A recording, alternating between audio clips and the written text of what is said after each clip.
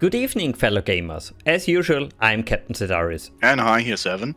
Joining us for this review is Winters of the Priority 1 Armada and Priority 1 podcast. Hello! How's it going, guys? Oh, perfect at this end. And I have to say thank you for joining us. It's nice to finally talking with you online on a stream. It's a privilege. Yeah, thanks a million. I really appreciate it. Really been looking forward to this now over the last couple of weeks. And delighted to be on the show. But before we go into the whole game, I would like to know a little bit about yourself. Who are you? All right, I'm ex-military. I served in the army for about 11 years. And I finished up, I think it was like 2013, 2014 I finished up. And to be honest with you, I've actually been on disability since due to my time in the military. And so I'm not actually working at the moment because I'm on disability, unfortunately, but there's nothing I can do about that. Do you want me to go into the game? Before that, maybe let's talk in general Star Trek. How did you get into that? All right, okay, so Star Trek. I can remember being a kid and watching reruns of Star Trek, the original series. And I was like, oh my god, this is amazing. And then The Next Generation came out. And I'll never forget that opening scene of, coming up from beneath the Enterprise D and seeing this new, very realistic looking, very modern, not even modern, but a futuristic starship. And I was hooked straight away. And I was like, TOS? What's that? Forget that. TNG is where it's at. And I just fell in love with it. And yeah, I was a kid at the time, and I've been a Trekkie ever since, really. Yeah, it's funny because many people are quite the other way around. They say, well, it's Star Trek for me is TOS. And I very much feel like you do. So yeah, TOS is nice, it's okay, but somehow TNG feels more realistic, more alive, I believe. Yes, exactly. I've come across so many people, like running a Star Trek Online gaming community, and then also I was telling Sedaris there a little while ago that I was in Vegas for the 50th anniversary, and I've met so many people. And it was such an amazing experience, just being surrounded by thousands of people who were all Trekkies. And all you do all the time is talk Star Trek. And there's a lot of people like, oh, no, TOS is where it's at. And other people, no, TNG is where it's at. What are you on about? Captain Kirk is the best captain. No, not the best captain. Captain Sisko is the best captain, or Picard, or whatever. So just checking, you're from the US. No, I'm actually from Ireland, but I've been to the US. I visited, I've only been to the US twice, actually, yeah. Was it for the Star Trek conventions, or were those local ones? I've only ever been to one convention ever, and it was the STLV 50th anniversary back in, 2016, I think that was? Yeah, should be. So, yeah, that was my second time in the States, and the first convention, and the only convention I've ever been to. But you really got over there. I mean, that's something I might do at some point, but I'm not sure I will ever get around to it. But I can imagine it's an awesome experience. It really, really is. Just to be surrounded by so many Trekkies, like just casually walking down the corridor, and, there's Robert Picardo and John Delancey beside you, and at the bar. And like, I remember one night, and we were at one of the bars called the iBar, and Jeffrey Combs was there, Robert O'Reilly, J.G. Hertzler, and a couple of other people, and they're all having a conversation amongst themselves. Some of them are sitting down, some of them are standing up, and a small gang of us from Priority 1 podcast were kind of behind them then, just standing there, and we're just watching them, and like, nobody's brave enough to go up and say, hey, how's it going? I'm a big fan. Or, nobody's brave enough. We're just standing there like idiots with big smiles on our faces. I bet it wouldn't be any different, These actors. Yeah, I can totally imagine that. I don't know if I would have the balls to go straight up and say, hey, hi guys, how you doing? Yes. Nice of you to play Star Trek, was cool and stuff like that. So I can fully understand this. Mm-hmm. Yeah. So In a way, you're a long-time Trekkie, so to say. I am, yes, definitely. From a very young age, and ever since I've been a big-time Trekkie for sure. I told Saturn in private a few months back when they announced the tier system for the Voyager documentary.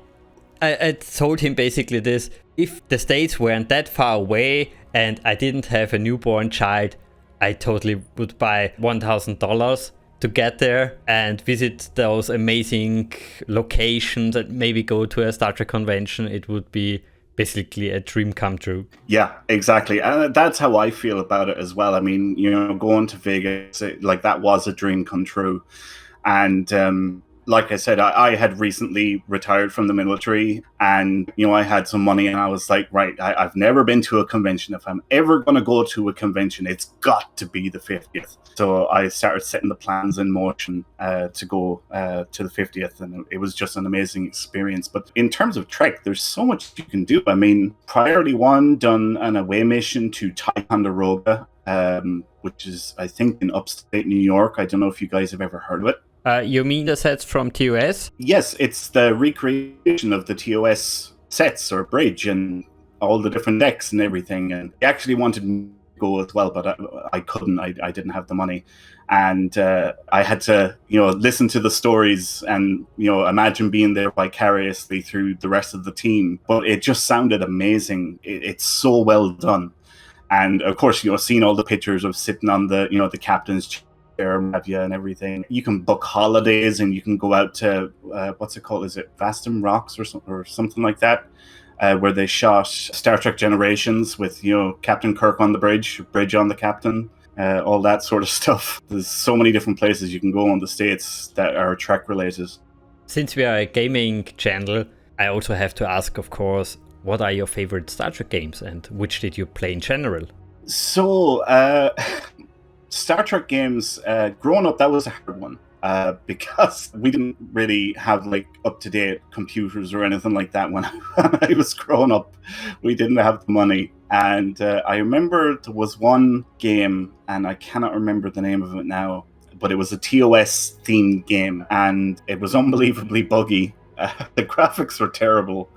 Can't remember the name of it now. But anyway, after that, I remember, was it Legacy or Star Trek Generation Legacy or something like that came out, and I remember I couldn't get my hands on it. And then I got, was it Elite Force, and then Elite Force 2, and Hidden something. Are these games ringing any bells for you guys? Yeah, sure, especially Elite Force. But I think the one you can't remember is Hidden Evil. Hidden Evil, that's the one, yes. Star Trek Hidden Evil, yes, I played that one too. And after that, then, I guess it was a pretty big gap, and it would be Star Trek Online. And yeah, I've been playing Star Trek Online for, 9 years, thereabouts.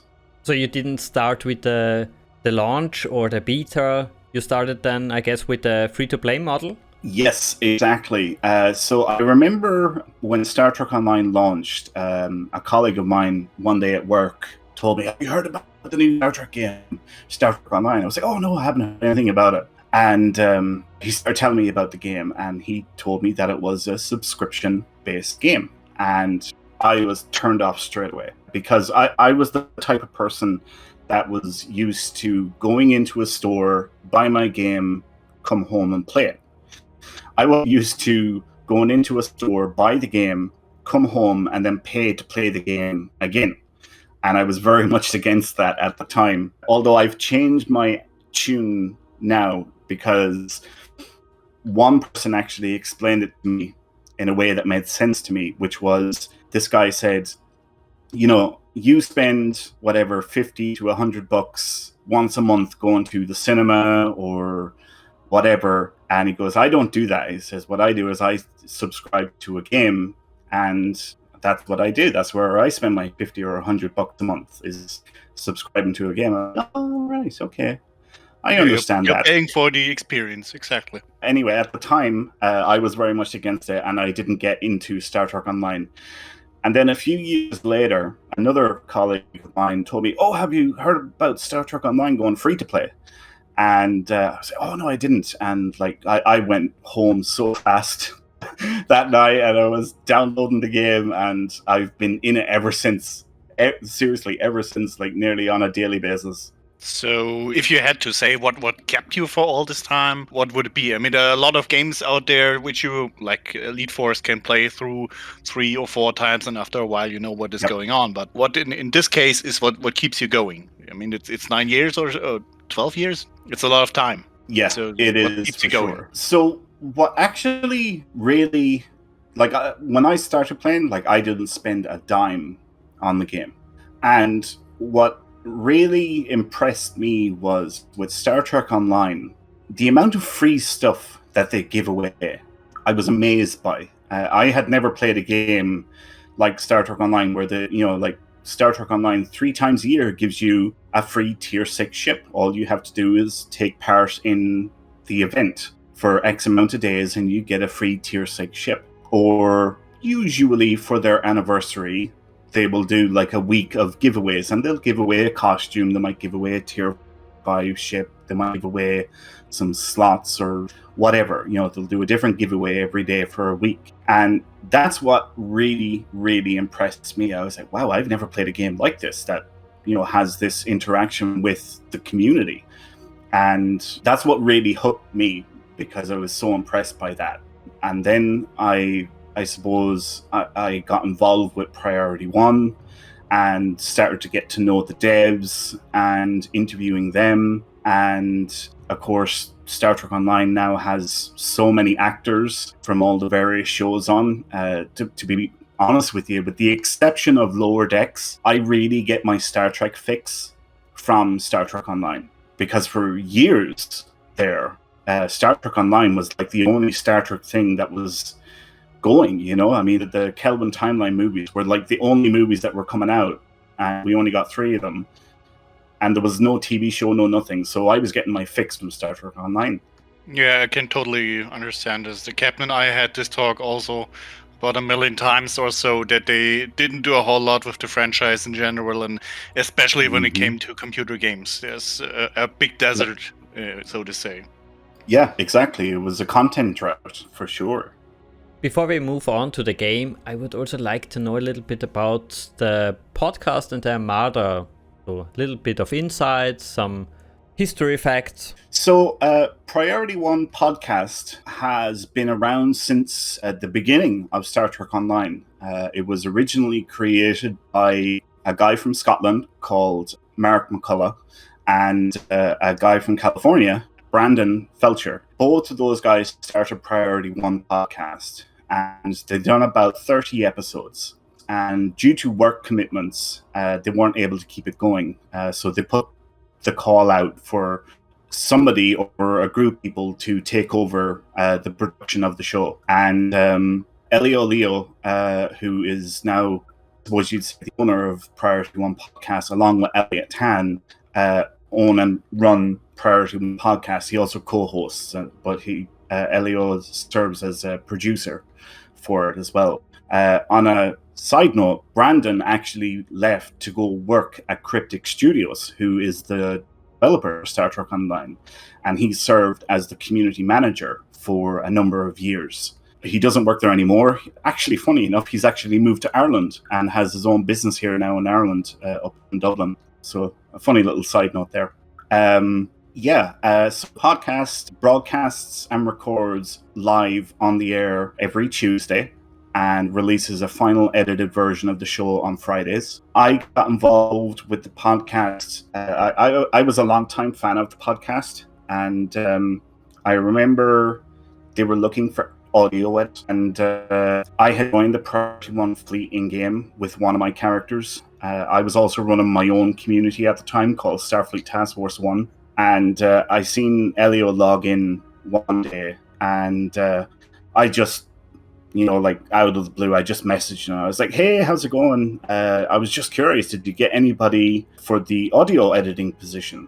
And he was like, no, didn't get anybody. And I replied back to him saying, I might be able to help you out with a little bit with that. I hadn't done audio editing, but I was familiar enough tech-wise with, it was going to be easy enough to do.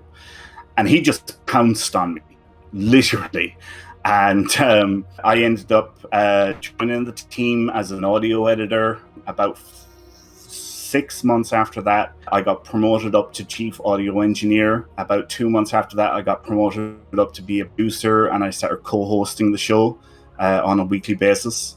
Then STLV 50, the 50th anniversary of Star Trek in Las Vegas, came up, and like I mentioned earlier, I went to that. And at the time, the original Priority 1 fleet was, well, it wasn't really being run by anybody. There was kind of a stewardship, a couple of guys that were kind of running it, but, on a very limited basis due to real life commitments. So anyway, when we got to STLB and I met Elio in person for the first time, I remember we were having a chat, and I had said that I was going to bring it to his attention that the Priority 1 fleet was either dead or dying and it needed work. Otherwise, it was going to fade away. And he said to me then, would I be interested in taking it over? And I was a little bit shocked and amazed by that. And I said to him, look, I'll have to think about it. About 2 weeks later, then I got back to him and I said, yeah, look, I'll take it over and I'll run it and I'll consolidate my fleets into along with the Priority 1 fleet. And I created the Priority 1 Armada then. Now, the Priority 1 Armada is a very large group of fleets, both on the Federation and KDF sides. And I've been running it ever since, really. So I would say it's time to answer the question, what is Star Trek Online? It is a free-to-play, massive multiplayer online game from the year 2010, set 30 years after Star Trek Nemesis. As you create your character, you can decide if you want to play as an officer of Starfleet, the Klingon Defense Force, the Romulan Republic, or the Dominion. Of course, you're not limited to the main species from the TV series. You can choose from more than 20 different species or even create a completely new one. That way it can happen that you see Spider-Man or Batman in the game. If you have Steam, I would recommend to get the game there. That way you not only get the original launcher, but you also don't have a new messy launcher, which you don't really need. Yeah, you can get the game through Steam. However, if you do go through Steam, if you're going to purchase any Zen, which is the in-game currency, you will not get a bonus to the amount of Zen you purchase. Whereas if you go through the Star Trek Online website or Arc Launcher, you will get a bonus to the amount of Zen you purchase if you make a purchase in the first place. The history of Star Trek Online is a very long and a bit complex one, but here's a short summary. Originally, the game was developed by a studio called Perpetual Entertainment. They worked on it from 2004 until January of 2008, when the studio went bankrupt. After that, the license and some concept arts were sold to Cryptic Studio together with Atari as publisher. But the transaction had some big restrictions. Not only did they not receive the game code and engine, but also had to keep up with the original agreement from Perpetual to release the game in the next 2 years. Luckily, the small studio managed the impossible task of releasing the game in under 2 years, which is unbelievably short for a game and especially for an MMO. Yeah, when CBS put the license back up, they were again looking for a company or a studio to take the license, and Cryptic were the only ones that essentially put up their hand and said, we can do it. The reason why they'd done that was because they actually already had an engine, and the one that's being used in Star Trek Online is actually the same engine for City of Heroes. So when you're flying your starship in Star Trek Online, you're actually flying like one of the characters in City of Heroes. That's actually what's happening. And like I said, in under 2 years, it was actually 14 months, they had the game out and released, which was incredible. 14 months to get an MMO out and release is just absolutely, like I said, incredible.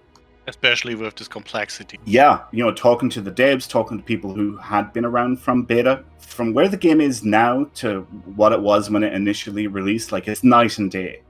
They spent the first, I suppose, 7 years essentially rebuilding the game. Because I remember when No, it wasn't the expansion. It was like I think it was season 11 when the Iconium War was, and the lead designer at the time, Al Rivera, said that this is the state he wanted the game to be at for launch, but because they had to stick to the original release date, that was an impossible goal. They couldn't do it. So they spent the first 7 years essentially going back, improving all the artwork, rebuilding the game, coming up with new systems, so on and so forth. Another important fact about the development is, of course, after the release in 2010, Atari quickly lost interest in financing an MMO, which led to the announcement that they will sell Cryptic Studio to Perfect World in 2011. And coming with that, as we already mentioned, they changed it from a subscription-based game to a free-to-play game. Back then and many years later, many people predicted that the game will die so soon and that the whole fan base basically will be gone. Well, guess again, they managed not only to survive, but also to grow to an amazing, huge MMO, which is, in the Star Trek world, very unique. You don't have a game with that much history and that many voice actors. Also, as you mentioned, in those last 10 years, we got so many big patches and fixes. It's too much to count them all, but as you're also a long-time player, maybe you can give us a short summary of the best parts we got over those 10 years. Yeah, sure. One of the beautiful things about Star Trek Online is, when you think you know everything about the game, you find out that there's a whole other system that you knew nothing about, or that there's a whole other layer to the system that you thought you knew. One of those in particular is the duty officer system. I can't remember when that initially released, but essentially the duty officer system serves as I suppose you'd say your crew that are on your ship, and you collect these duty officers or purchase them either with, I suppose some with then real money and others with in-game currency. You can, of course, farm them for free as well, but you build them up and you can send them away on missions. And this is one of the systems that I absolutely love. I think it's fantastic because when you send them on a mission, obviously it takes them a certain amount of time to complete the mission, and it varies depending on the mission. So if you have a limited amount of time to play, you can, let's say, log in for 5 or 10 minutes, send your duty officers on their missions and log out, and you can come back again an hour later, or you can come back again 24 hours later.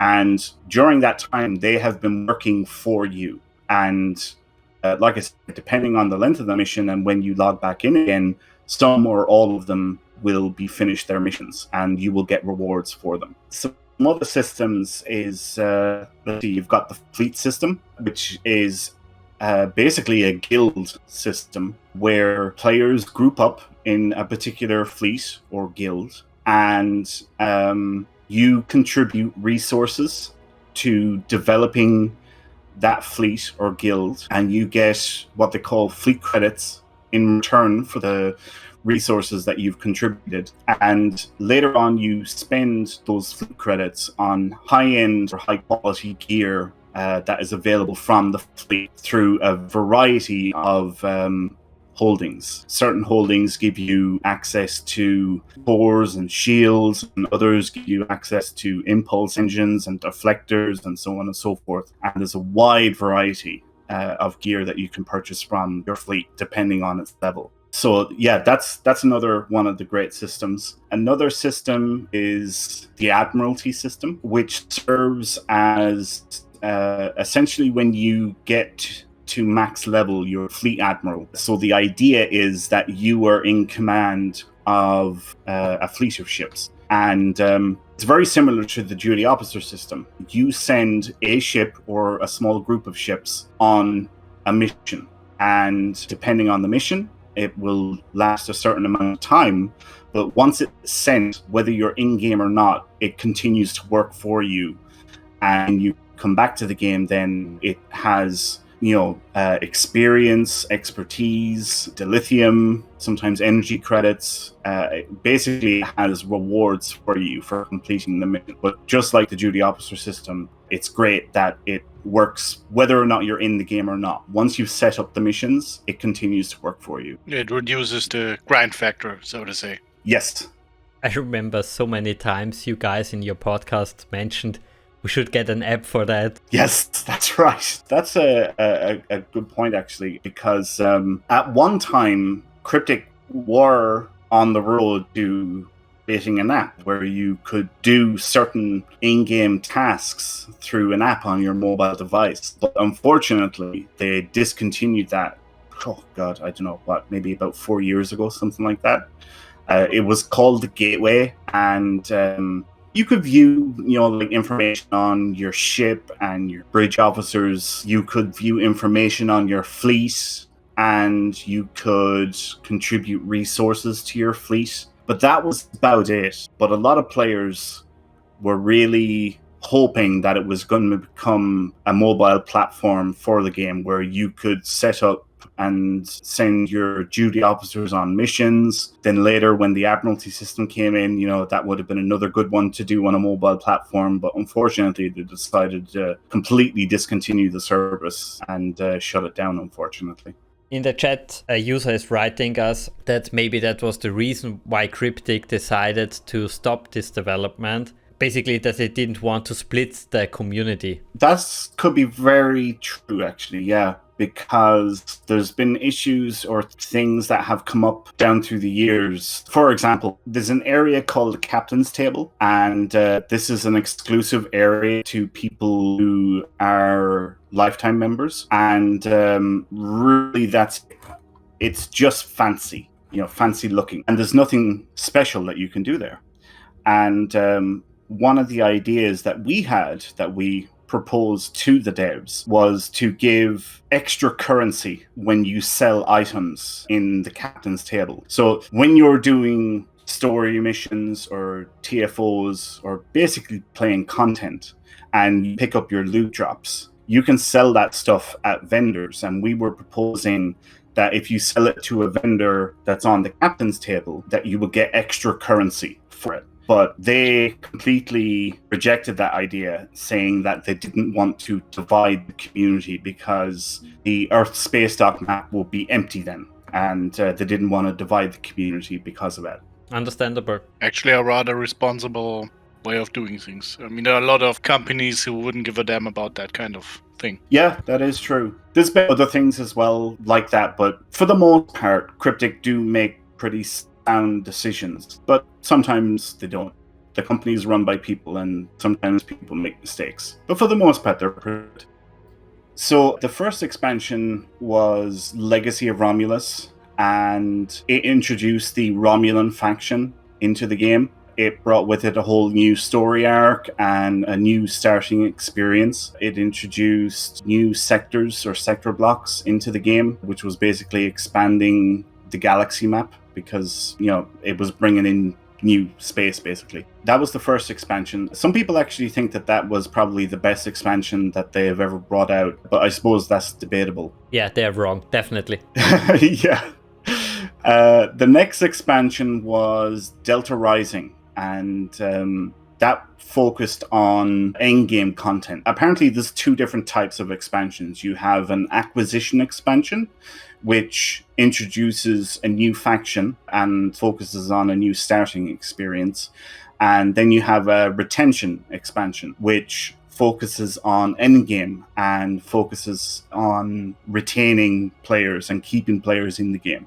So the first expansion was an acquisition expansion. The second expansion, Delta Rising, was a retention expansion. And it increased the level cap from 50 to 60. It introduced tier 6 ships, and it also increased or extended the story, the main story of the game. So that was the main guts of that. The next expansion after that was Agents of Yesterday, which introduced a TOS starting experience. So you could start off with a captain in the 22nd century, and you don't continue to play in the 22nd century, but you have a starting experience in the 22nd century. That, again, brought with it a new story arc, new starting experience.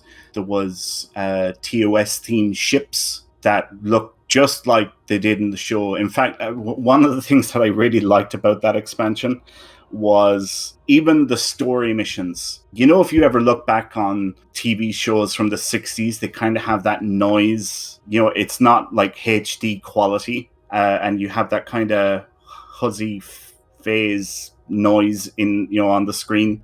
The story missions look like that. So it looked like you were watching a television set in the 60s, which was really, really good. So I like that.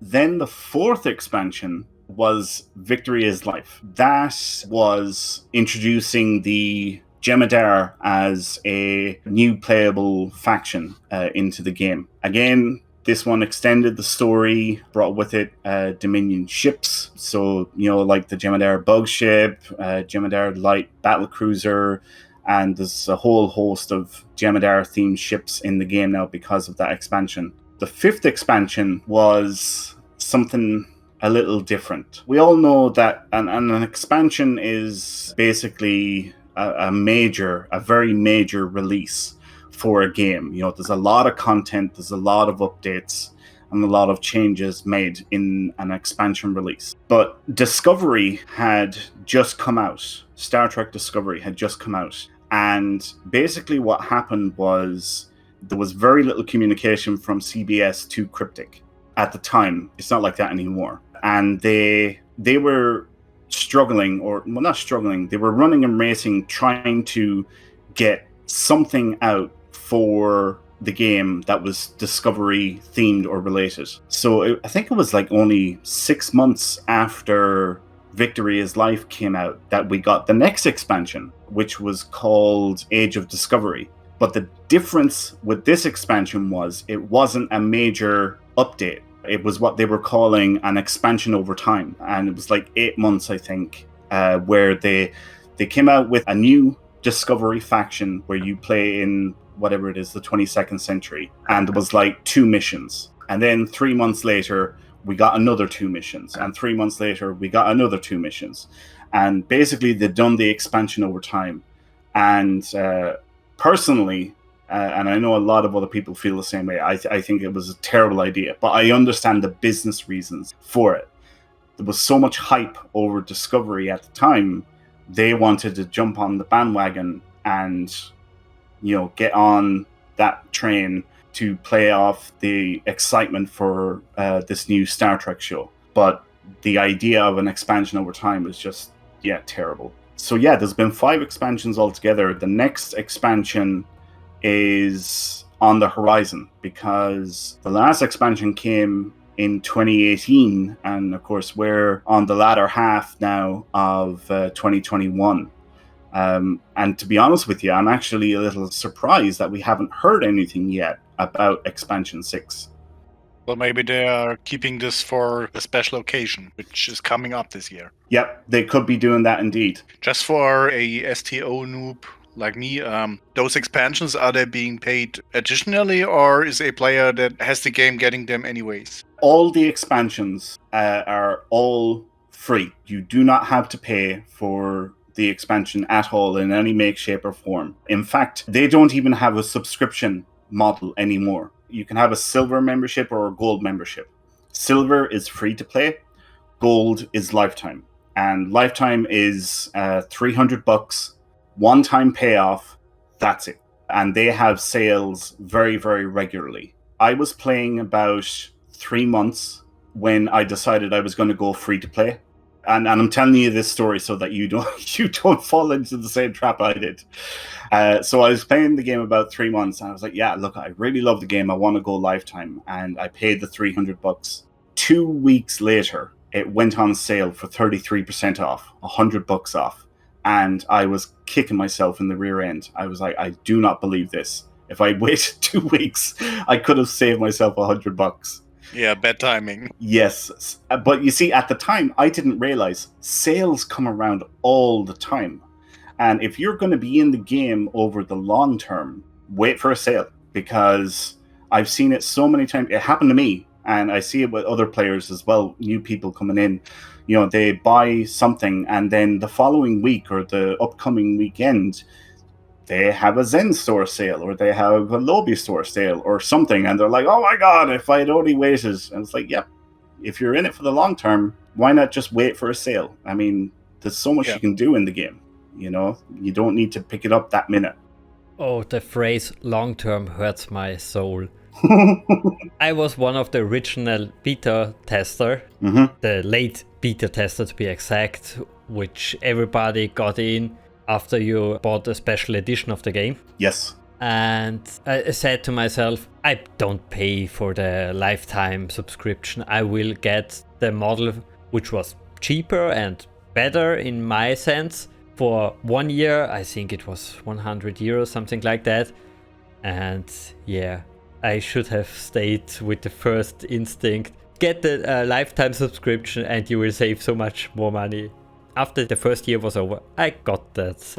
And I'm happy so much I have it. I got so much Zen over the years. It's unbelievable. I do get asked an awful lot by players, you know, should I go lifetime? And what I do always tell them is it's one of the best things that I've ever purchased. But my advice to anyone is, and this is what I say to people, is if you're going to be in the game over the long term, and when I say long term, I'm talking years, then it probably will be one of the best things you will ever buy. If you're the type of person that plays a game for 2, 3, 4 months and then you move on to another game, probably not a wise investment. One of the best things about the lifetime subscription is once a month you get 500 free Zen every month, which translates into 6,000 Zen a year, which is essentially 2 free tier 6 ships you get every year for your one-time payoff. I mean, like even though I paid the $300 for the lifetime, it is more than doubled, you know, paid back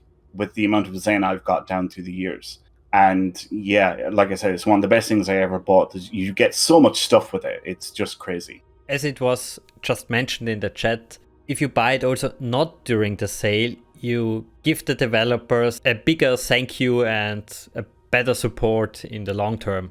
Yeah, that is true. Yeah. I think, though, you know, I don't think the game is struggling in any way, shape, or form. I mean, since we've had this rebirth of Star Trek and, you know, there's more and more Star Trek shows coming on the air, I think that Star Trek Online is getting very, very popular because we're seeing it with, you know, increases in membership in the Priority 1 Armada. And you can also see it with the game in that they are getting more and more of the actors from all of the shows, whether they're on the air now or are finished. They're getting so many of the actors. Yeah, I don't think this game is in any trouble for money, and I think it's got a long history left to go before it's going to be struggling, I think. It's true, completely. But to be also fair, there isn't much competition. Star Trek Online is currently the only real game out there. There are some crappy mobile games, but yeah, I don't count those. Yeah, I know what you mean. You're talking about in terms of Star Trek games. Yeah, a real game where you have an experience, not a cash grab, which is boring after playing for 5 minutes. Exactly, yeah. Yeah, you're totally right. There's very little competition out there. The only one I can think of is Star Trek Timelines. I've never tried it, but that's the only one I can think of. It's slightly better, but it's still in the cash grab category. Right. So since we are expanded a little bit on the history already, I would say let's move on to the pro section. We can go on with the lists of features which were revamped, recrafted, edited, but I think really the best way to approach that topic, just look at the wiki page. There is an amazing archive of every feature which was included and when, and sadly also when it was lost again. Talking about the pros, we mentioned it already so many times. The best thing for a new player is the amazing free-to-play model. I think it's the best in the MMO genre even. You don't have to pay anything to play the game. You can experience every expansion, every mission, every group content, and you can do it for free. Yeah, it's actually because of this model. Like, I didn't feel like it was forcing it on me to go lifetime or to make purchases. That's one of the reasons why I stuck with the game for so long. And strangely enough, that actually encouraged me to spend money on the game, because I was like, oh, they're not constantly bombarding me with advertisements for this, that, and the other. I was like, I like that. I just pick up what I want. I've been in the game for 9 years now. You're not being coerced in buying it. Right, exactly. And I have my own YouTube channel, and I have an entire Let's Play series which was recorded on a brand new free-to-play account. And one of the goals, if not the main goal that I was trying to do when I done that series, was to show people, look at, this is how you play the game successfully and get a build without spending a dime on it. And I've lived up to that. Even today, I have not spent any money on this account. Everything I've got freely. And like, you can get Zen in-game, which is the cash currency. You can get that in-game by trading what they call dilithium into Zen. So you can even get the cash currency without spending any real-life money. So I completely agree. I think it's one of the best free-to-play models out there, and I have a lot of respect for Cryptic because of it. Yeah, especially for players who are not really sure. I mean, when I look back to the original Star Trek titles like Elite Force or Armada, I got to admit I didn't buy them myself when I played them the first time. And I may never have gotten around playing them if I hadn't had any sort of access to the game. And later I bought them because I was fond of them, and I was really happy to pay for the experience. And if you give players the ability to have a look at the game and then decide if this is really what they want, it makes a lot more sense, I believe. I mean, there are a lot of titles out there which start with 70 euros or are really, really expensive, and after 2 hours you notice, well, this game doesn't really agree with me, and then you paid 70 euros for something that is digitally dusting off. Yep, exactly. Completely agree. And you're saying $70 there for a game. Like, nowadays, that's only if you're, getting the basic, because most of them have different tiers, Yeah, if you look at the model that EA seems to be thriving on and grabbing money for pretty much everything in addition, as you said, 70 euros is just the beginning. And goes up to frankly, like 110, 120. I'm one of those cheap fucks which think, well, forget it. I'm not going to do this if I have no idea what I'm getting myself into. Then please keep the stuff, keep it for yourself. It's okay. I don't have to kind of gamble my money away. Yeah. And exactly. Star Trek Online does pretty much the opposite. NX in the chat rephrased that perfectly, I think. It's not free to play, it's free to enjoy. Good way of putting it, yeah, definitely. Yeah, pretty much. The next thing, or basically the first thing a new player will see, is the character creation, which at the first glance is very basic, but you can create so many unique characters and species. There's no competition for that. It's funny, when I saw the first guy, which was kind of special, so to say, you see a character which in Star Trek terms you couldn't define. It's not, well, it's an Andorian or something like that. You look at it and think, what the hell did you do here? And you have the ability to do this. Yeah. Actually, I find this great. Yeah, the character creation, like you said, initially, like when you download the game, create your account, log in, get in game, you play the tutorial, whatever. But then you go to a tailor, wherever there's loads of them scattered throughout the galaxy. The options that are available there at any of the tailors is unbelievable, and you can do some really, really incredible things. Like, so I've got a character which is Joker, from Batman, the Joker character, and anytime I'm on that character, people are like, "Oh my god, that is so amazing!" Or it's incredible. I've got the Matrix ghosts, the Matrix ghost guys that can zip through walls and things. What else have I got? I've got Avatar. You guys know the Avatar movie? Last Airbender. Yep. I've got one of them. What else? There's something else that I've got. I've got a leprechaun because I'm Irish. Everybody thought that was hilarious. I done a little leprechaun. But yeah, there's so many options that you can do. It really is really incredible.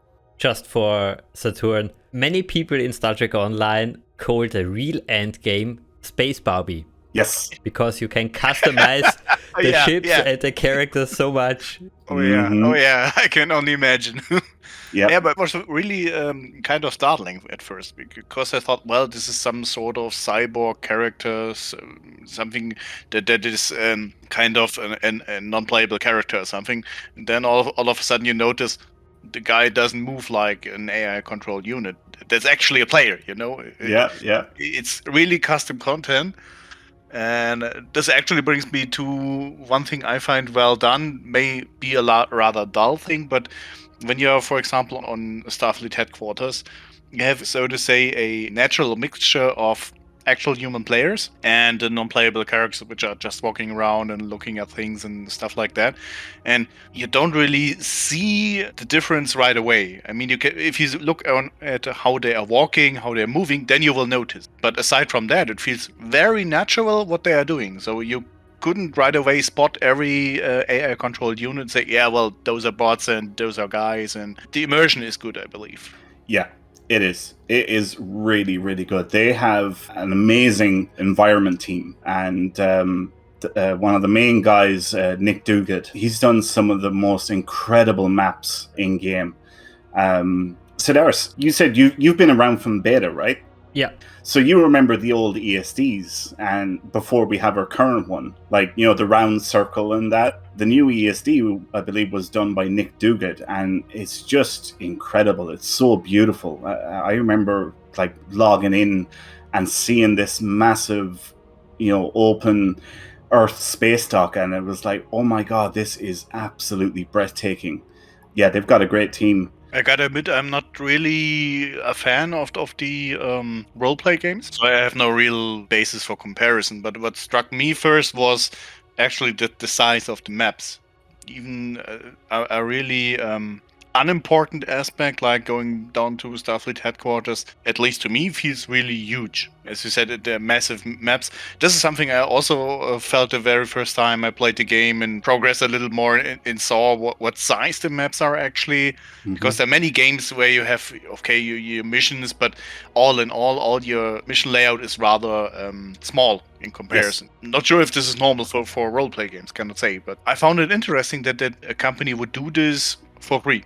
This I wasn't really sure someone would do, so yeah, got that going. This is going back to, I suppose, like what drew me in about Star Trek. There's only two companies that I have, or two studios that I have respect for. The first one was Paradox Interactive. I don't know if you're familiar with them. I have an awful lot of respect for that company because I really get the sense that they're not out for a cash grab, and they do listen to the community, and they're very responsive and vocal with the community. You know, they'll release a blog and say, all right, this is what we're doing with this game, and the community will like, oh, that's amazing, or that's terrible, or whatever. And, you know, they will take it on board, and they'll, if it requires changes, they'll do it. And like I said, they're not out for a cash grab. Everything is valued at a very, very reasonable price with them. So I have a lot of respect for that company. And then when I got into Star Trek Online, like I said, I didn't feel like they were forcing anything on me. There was so much stuff that was for free every single year. They do all these free giveaways. You can get the cash currency by earning in-game currency and transferring that into cash currency. I was like, wow, this is just a really amazing game. And since then, Cryptic have become the second studio that I have a lot of respect for. Now, their parent company, Perfect World, yeah, I don't have an awful lot of time for them. Don't like Perfect World at all. Being on that subject, I guess you maybe missed it. When the game was released, the relationship between the developers and the community was unbelievably close. It was so amazing. They updated constantly the forum with the latest information about the development. Things like what they are planning, what is in testing, what is on the roadmap. Everything. They were so close. The interviews those people gave the podcasts, unbelievable. You couldn't imagine a developer from another company sit down with fans of the game for 4 or 5 hours and talk only the game stuff or Star Trek. It was unbelievable. Yeah, I completely agree. We've had so many of the developers on Priority One podcast and even Priority One Armada Live.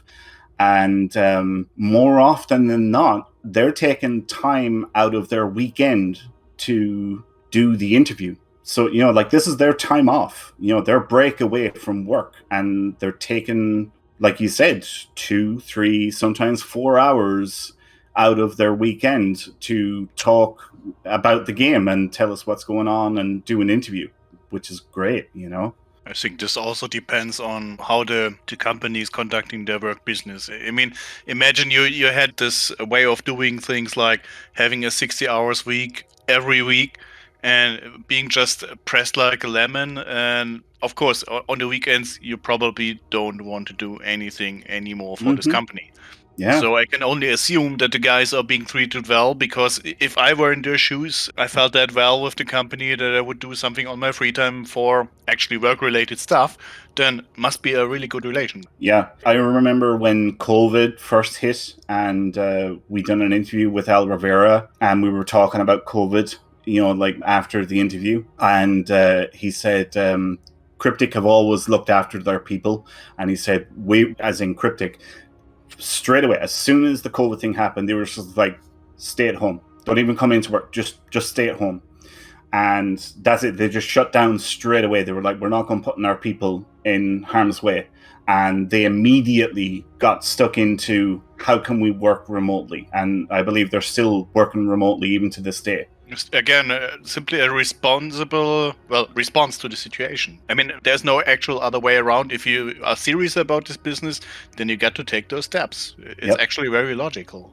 Yeah, exactly. Getting back at the actual community connection, I think that's also an aspect that they got something going. I mean, there are a lot of games out there which, do have a community manager which is in touch with the community, but actually from the game developing side, there isn't much coming. They don't have a lot going, so what should they be talking about? This also is a positive sign that there is progress of the game and they have something to discuss. It's not for every game, Yeah. I will say, over the last couple of years, they seem to have gone into this thing, and I honestly don't like it. I actually disagree with this marketing plan, I suppose you would say. But it could be coming from CBS. They're getting more tight-lipped about what's coming up. Sedaris, you said there a little while ago about how, like after beta and that, there was, all right, this is what we're going to do, and this is the next thing that's coming up. And they were very vocal and very open, and we're telling the community, this is the plan, this is what we're working on, this is going to be the next system that we're going to introduce, and blah, blah, blah, blah, blah. They don't really do that as much anymore. And like I was saying earlier, I'm very surprised that there hasn't been any word on the next expansion yet. And it's like they're trying to keep the secret so that people will get excited when it does release. And I honestly think that if they were more open about, hey guys, this is what we're working on, this is how the system works, what do you think? And I think being open and having this communication with the community is very important, but unfortunately they seem to be going the other direction with it. And quite honestly, for me personally, it would be the exact other way around. If I have something to look forward to, if there's an announcement, stuff like that, and something is up, then I'm a lot more excited than if someone just shows up with a nice package and puts it on the desk and says, well, here it is. Then, of course, there's still excitement, but it's not as intense, I believe. No, it's not. And I actually just remembered one of the other things that they've got a server. There's 2 servers for Star Trek Online. You have Holodeck, which is the main game server, and you have Tribble, which is the testing server. And unfortunately, because of this tight-lipped mentality that they're getting into, they don't put any new content onto Tribble for the community to test. And I think that's a little bit sad. Because occasionally, they will release content and there'll be a bug with it, a new story mission, and you come up against an objective that doesn't kick off when you complete it, and therefore you're stuck in the mission and you have to beam out and leave it. And then you have to wait for the next patch for them to fix it. Whereas if they put it on Tribble and those who want to play it and who want to test it can log on and do it, that's why I think, that I'm sad that it's not a little bit more open and saying, hey guys, this is the new stuff. Play it if you want, test it, get back to us and let us know if there's any bugs. Especially considering, as we just said, that they don't have real competition. They have to feel for themselves. So what are they afraid of? I know, right? Yeah, exactly. It's like as if it's a TV show. You know, you never hear what the next episode of Lower Decks is going to, you have to watch it, to find out. It's like as if they're treating it as if it was a TV show. But this could be coming from CBS. Who knows? With the many good decisions CBS does lately, it's really possible, yeah. Yeah, well, I do know that for, the first 7-8 years, CBS had little to no input whatsoever on Star Trek Online. I'll give you an example. So Star Trek Online were doing their first expansion, Legacy of Romulus, and they were 2 or 3 months into it, had the story all planned out and everything. CBS phoned them up one day and went, oh, by the way, Romulus is blown up. And they went, what? Oh, yeah, the new movie's coming out and Romulus is gone. And they had to completely rewrite the entire thing because there was no communication back and forth. Just CBS didn't want to know anything about it. But since Star Trek has had this rebirth, apparently CBS are really hands-on now with every single bit of Star Trek content, including Star Trek Online. Like, they're bringing in Al Rivera and they're saying, right, this is what's happening in this season of Discovery, this is what's going happening in this season of Lower Decks, and so on and so forth. And they're giving them the heads up because, it does take time to make content. So that's why, a couple of months after a show releases a season, we'll start to see that content appearing in Star Trek Online because they've had that heads up and they're able to prepare for it. Which is amazing. We wished we had something like this in the time of Enterprise, Voyager, DS9. Yeah. It would have blown up the universe, basically. It would be so amazing to have this in the, I call it, prime timeline. We all know it, what that means. Yeah, exactly. And yeah, we all also know how much love the developers have for the Star Trek universe. You feel it when you enter the game. You're being really a captain in the universe. And maybe you didn't know that back then they had to beg the actors to come to the game. They went to the conventions and secretly had a meeting and asked, oh, maybe you can come to the studio and record a few lines. Now CBS is involved. Of course, use that actor, have access to the whole show. It's really, really amazing. Sadly, I don't like the new shows, but that's a different subject. I agree about the new shows, with the exception of Lower Decks. I love Lower Decks. I think that's an amazing show. But yeah. I don't want to go that much sideways. I kind of agree. I think there's much more love for Star Trek in Lower Decks than in any other shows we got in the last 10 years. But moving back to Star Trek Online, maybe the positive thing here is that we now get finally a 5th season of Enterprise that way. Oh, wouldn't that be amazing? Because Saturn, you probably don't know that with the expansion for Deep Space Nine in Star Trek Online, we got a kind of 8th season of Star Trek DS9, where they brought all those amazing actors back, they played the roles and had a new storyline. It was heaven back then. And having this for Enterprise would be amazing. It would, but honestly, I don't mean to bust your bubble. I don't think it's going to happen. So the next expansion, I think, is totally going to be on something to do with the new shows, because that's where the hype is, Yeah, sure. There is the money for CBS, and even we don't understand where the money is coming from, because the fans sometimes don't pay that much for that content, I would say. But yeah, they are setting everything on that horse, sure. Yeah, I think that it'll definitely be on one of the new shows. Whether that's Discovery again, or it'll be on Picard or Lower Decks. What I see happening is something like maybe a rebirth of the Romulan faction, because the Romulans feature so heavily in Picard Season 1. I could see them doing a rebirth of that, where they add in a new species to play in the Romulan faction or something. Or, it'll be like, the way on the KDF side, you can pick to play a TNG Klingon, or you can click to play a 22nd century Klingon, but the story is the same. I'd see them doing something like that, but it'd be the Zhat Vash. And they'll just come up with a bunch of new story missions and a new starting experience, and it'll be Zhat Vash themed, something like that. That's what I think they'd probably do. And it'll be a rebirth of the Romulan faction or something. But who knows? We'll just have to wait and see. I was hoping you don't mention that. A secret organization who has the whole goal to kill all AI they can discover and is convinced in 5 minutes to retreat. Yeah, or this little loophole, they had data in one of their holding cells, and, well, it's an AI, guys. If they wanted to get rid of it, what did they wait for, you know? What's the point? But this is not a video about bashing again the new content. Let's go back to Star Trek Online.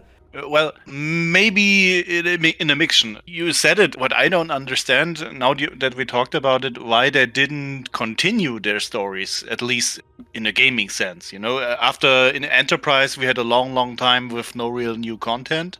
Mm-hmm, yeah. And it would have actually been a possibility to continue story-wise via games. Why not? There were other games which continued stories, and Star Trek Online, for example, would be a really nice way to do it. And apparently, as I take it, they did it. The question is, why did they wait so long? Yeah, well, Star Trek Online is great for picking up a thread from one or more of the shows. So I'm going to pick on, do you know the TNG episode Schisms? Do you remember that one?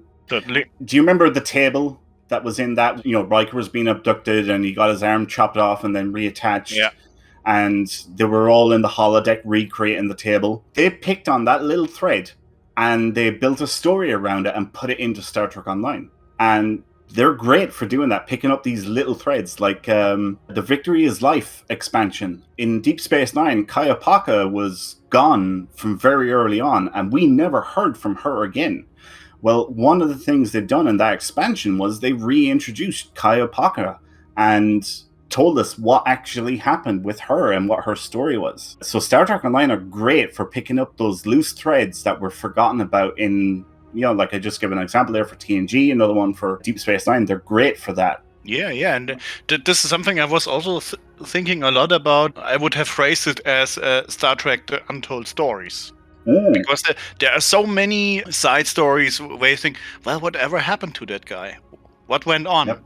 Yeah. And there are tons of possibilities for that. And especially something like Star Trek Online that is aiming at the whole universe, not just about one show or something like that, would be ideal for this. And it just makes sense. But again, something I was wondering, there's so much into the entire Star Trek universe. You could make entirely new games from just those side quests, so to say. Yep, exactly. Definitely. So we're expecting another update here in the next, say, month to 3 months, maybe. And I think this is going to be the prelude to the next expansion. We've finished up with the current storyline, which was about the Klingon War. And whatever the next one is going to be, it's going to be the setup for the next expansion, which I'm guessing, and this is a pure guess, it must be next year. One would think it would be next year. Just don't know when. Another good thing that they include so many voice actors from the series is, of course, the voice acting is extremely good in this game.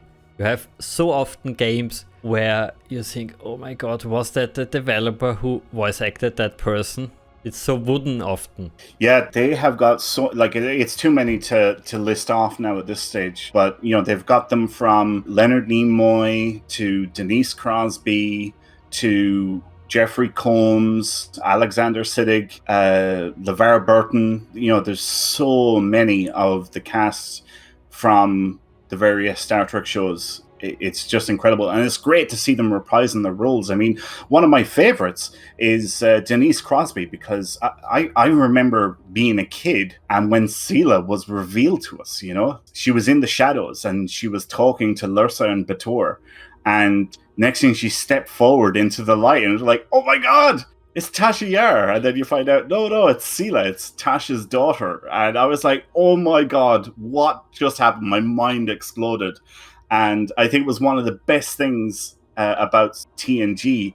And Star Trek Online built an entire story around Sela. And, you know, we got to see more of her and find out what became of Sela, and I love that.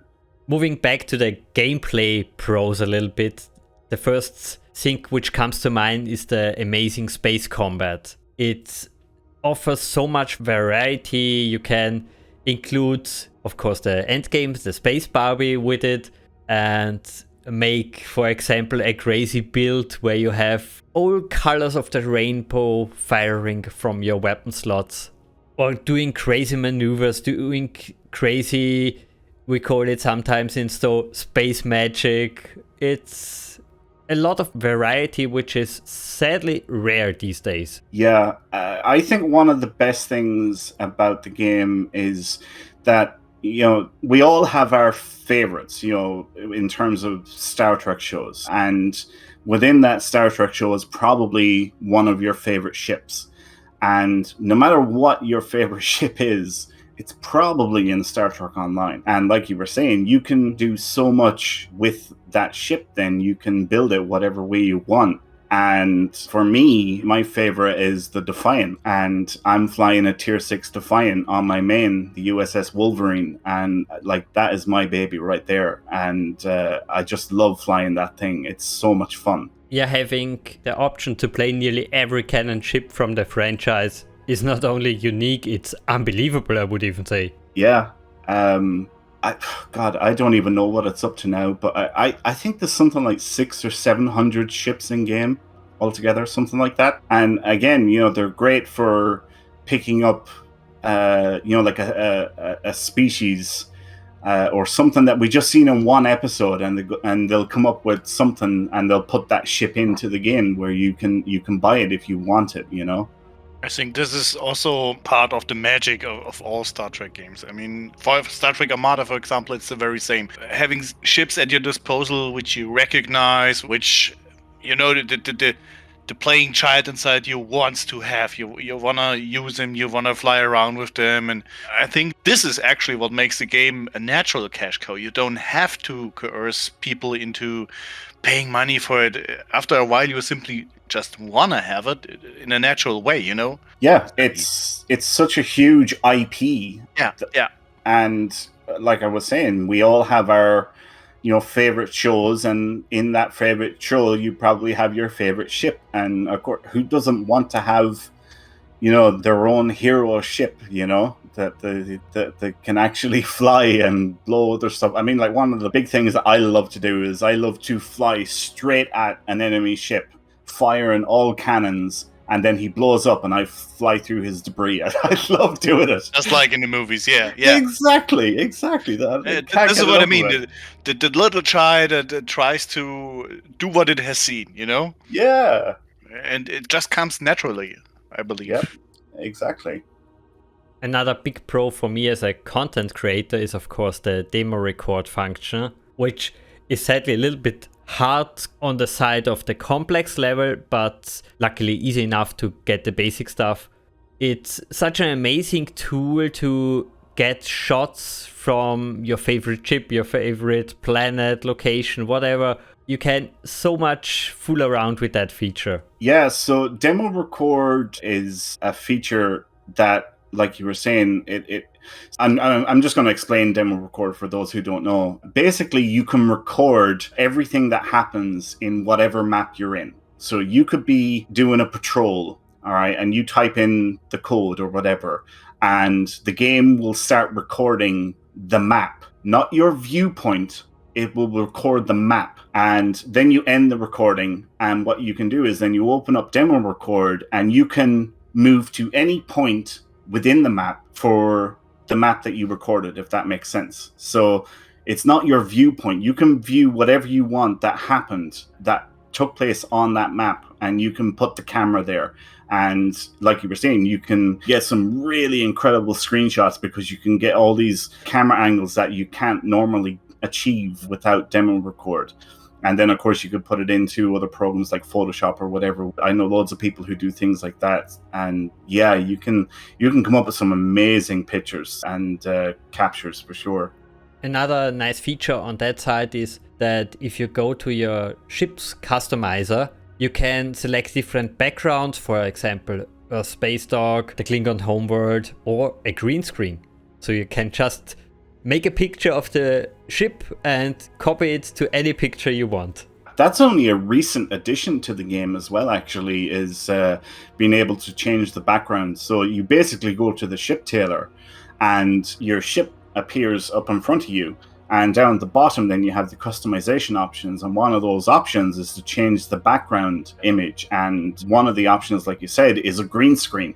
So you can zoom in, zoom out, turn the camera around, whatever way you want, go green screen, take your screenshot, put it into something like Photoshop or something, take out the green screen, and then you just have an image of your ship and you can put your ship into whatever you want. It's absolutely incredible. I mean, on our website, on PriorityOneArmada.com, our banner is done exactly that way, where I got some of my ships and I green screened them and took a picture, and then I compiled a banner for our website using that exact feature, and have these really, really cool shots of ships to make up a cool looking banner. Okay, guys, if you don't have anything on the pro side, I would say let's move on. Yeah, sure. I think the first con every long-time player knows is the many, many, many bugs in game. Some which are even for 5, 6, 7 years in the game. I can remember so many different bugs that have appeared in the game. You probably remember the one where you change map and your toolbar reset and lost everything that you had set up on your toolbar. Do you remember that one? Oh, I hated it. That was going on for months. Every time you change map, your toolbar was reset and everything was gone.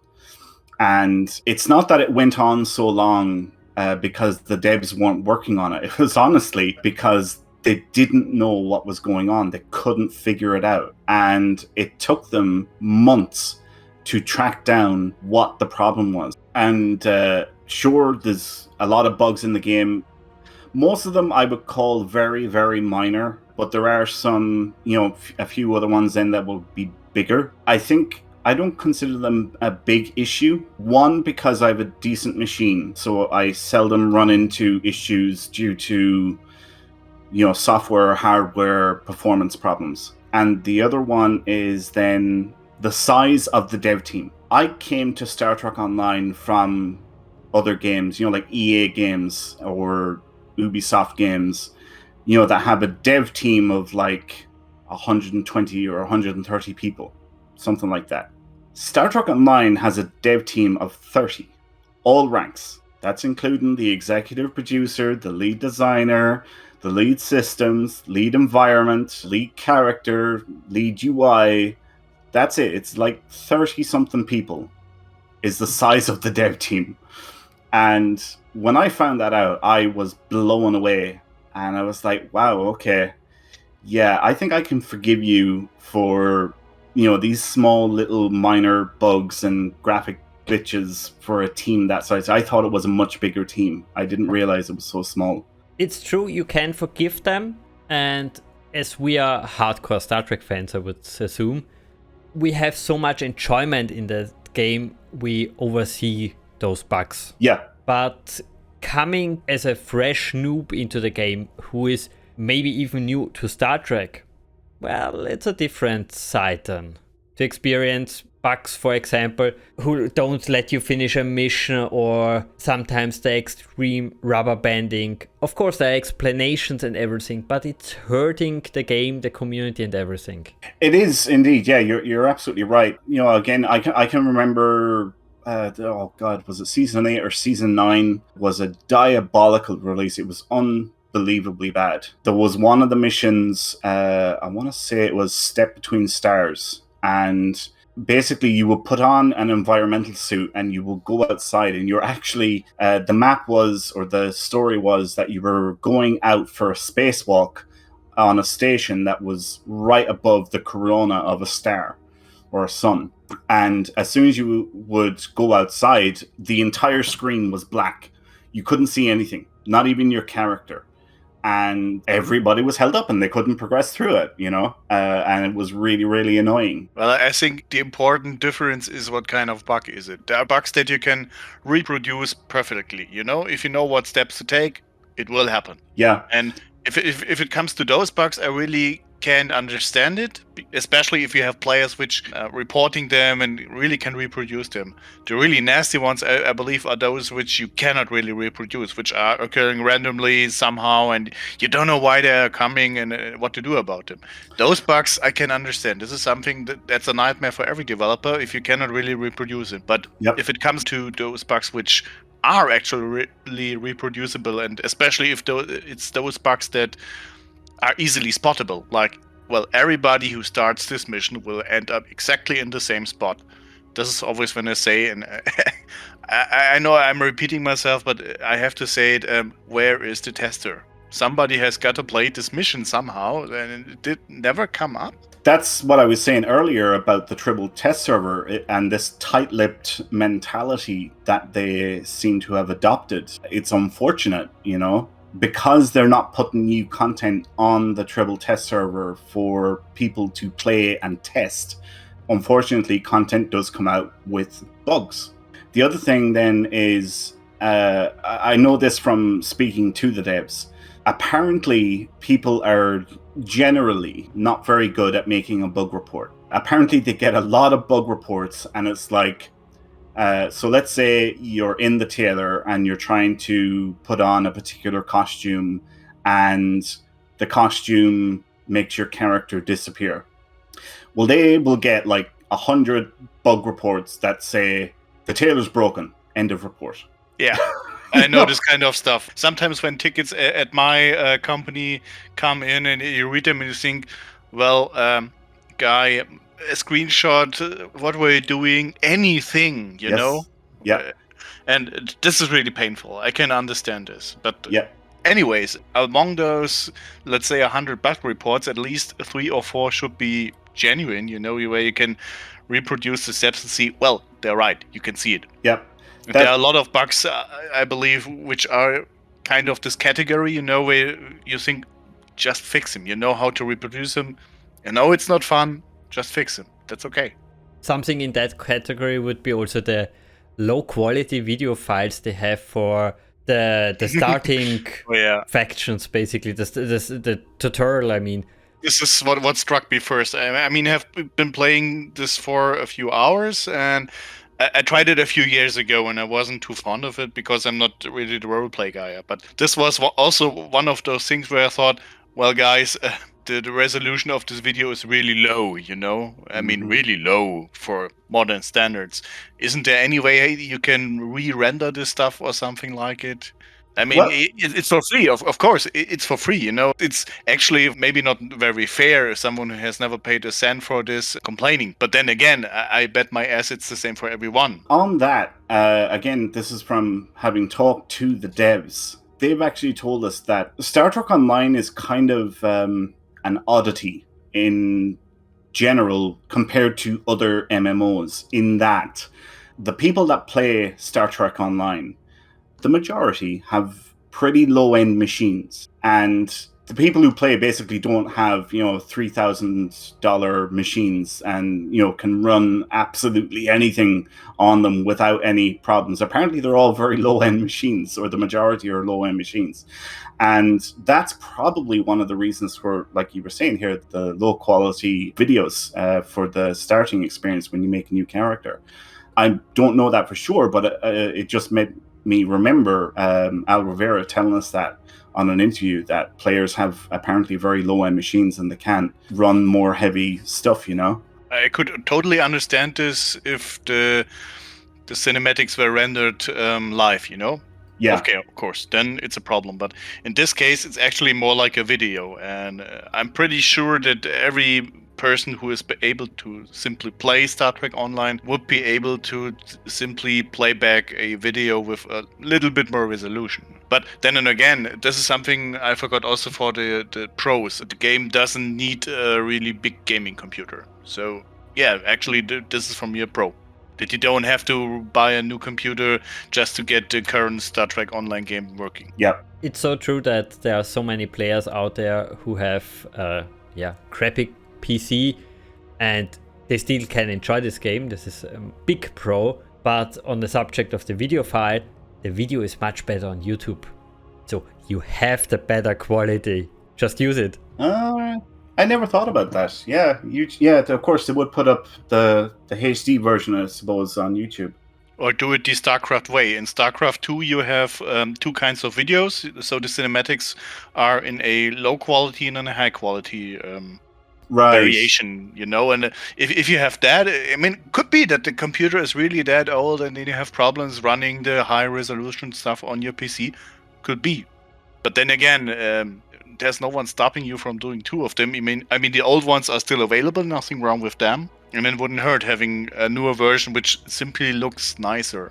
Especially, I cannot say if this is true. Captain is probably right. But if they have this video in a nicer quality, put it up, guys. Put it up. Another big complaint always on the forum, and I share it, is the very repetitive and grindy aspect of the game. The story is okay. The mission structure is often, I would say, even unique for an MMO. Going to the group content, it's often so repetitive, and in contradiction to Star Trek, you have to kill too many ships, too many enemies. They could loosen that focus a little bit up. Yeah, there's definitely a lot of systems that, require time investment. Not only that, but also that constant logging in just for 5 minutes. It's going more into a job than a game sometimes. Yeah, it definitely can feel that way sometimes, for sure. It's funny though, people get that for a variety of different reasons. I mean, I remember feeling that way at one point, and it was because I was doing what they call chasing the DPS carrot. I was constantly trying to improve my damage per second in space combat, and every day I was working on this, and eventually I was like, this just isn't fun anymore, and I stopped doing it. I was like, do you know what, as long as I can do enough DPS to play content, I'm happy. And I started to enjoy the game a lot more. But I know what you mean. Some people, they don't like that they have to play, the same TFOs over and over again. They feel that that's grindy and becomes very boring and repetitive. Or some people, don't like the other systems, like the Admiralty system or the Duty Officer system or whatever, Yeah, but even with those amazing systems, it's still a grinding for the next reputation, for the next unlock in the starbase, without a real benefit. It feels a little bit shallow. I hate to say it, but it sometimes does, especially if you come from Star Wars Galaxies, which had this amazing crafting system where the whole community had to work together. They built cities, they built ships, weapons, everything. The best thing you always got from a crafter. Sorry, go ahead. I was going to say, just on the crafting, that is definitely an area that Star Trek Online is failing in. The crafting system is just not very good. It is a revamped system already. I know that it's on the radar for the devs. They do want to improve it, but yeah, it's a system that's like, why would you bother doing anything in the crafting system when you can get something better elsewhere? And you can get better stuff elsewhere rather than the crafting system. As I read in the chat now, yeah, it's true that you create your own fun in an MMO, so you don't have the restriction of the level design, but there is no incentive to play, for example, as a group. You can't conquer any big part of the map of the galaxy. You don't have an effect of the world. And that's why I think it's repetitive. There is no real benefit, no real... Yeah, you can't leave your mark on the history books, basically. Yeah, it would be cool if they did have, I don't know how to describe it, an evolving universe. I remember when they first came out with Delta Recruit, which was an event where you will create a new Federation, Romulan, or KDF character, or all three. And you had to complete objectives. And for each objective you completed, you got a reward, and you got an account reward for all the characters on your account.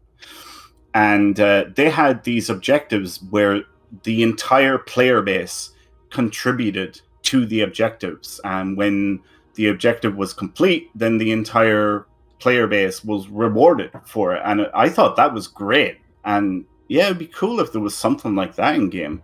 Yeah, you're totally right that is a good way to give a player the feeling to achieve something, but you're hurting yourself a little bit. More in the general aspect, not only on the Delta recruits. They brought stuff like the Endeavor system. For Saturn, the Endeavor system is a repetitive way to unlock bonus basically +2 damage for phasers, torpedoes, which stacks up to plus, I think, 30%. It's amazing how much you can progress that way. So it's classic farming. It's farming and it's destroying, I think, the balance. There's no way, I know there is no PvP in this game, but there's no way a new player can then ever defeat an old player. But also the immersion is a little bit lost if a shuttle is flying to a Borg cube and press space and the Borg cube is gone. There is no immersion after that. That's actually funny because we have been playing together. You were looking over my shoulder, and this is actually also a con for me that it didn't stay very true to what does it actually mean to encounter a Borg cube, you know? You come with your crappy single starship and you have 3 or 4 companions and you blow a cube out of the sky. Yeah, really? Yeah. Those are the big scary Borg? Really? I totally know where you're coming from. I remember when I started playing and I hated the sight of a Borg tactical cube because I knew I was going to blow up 7, 8, 9, 10 times trying to blow that thing up.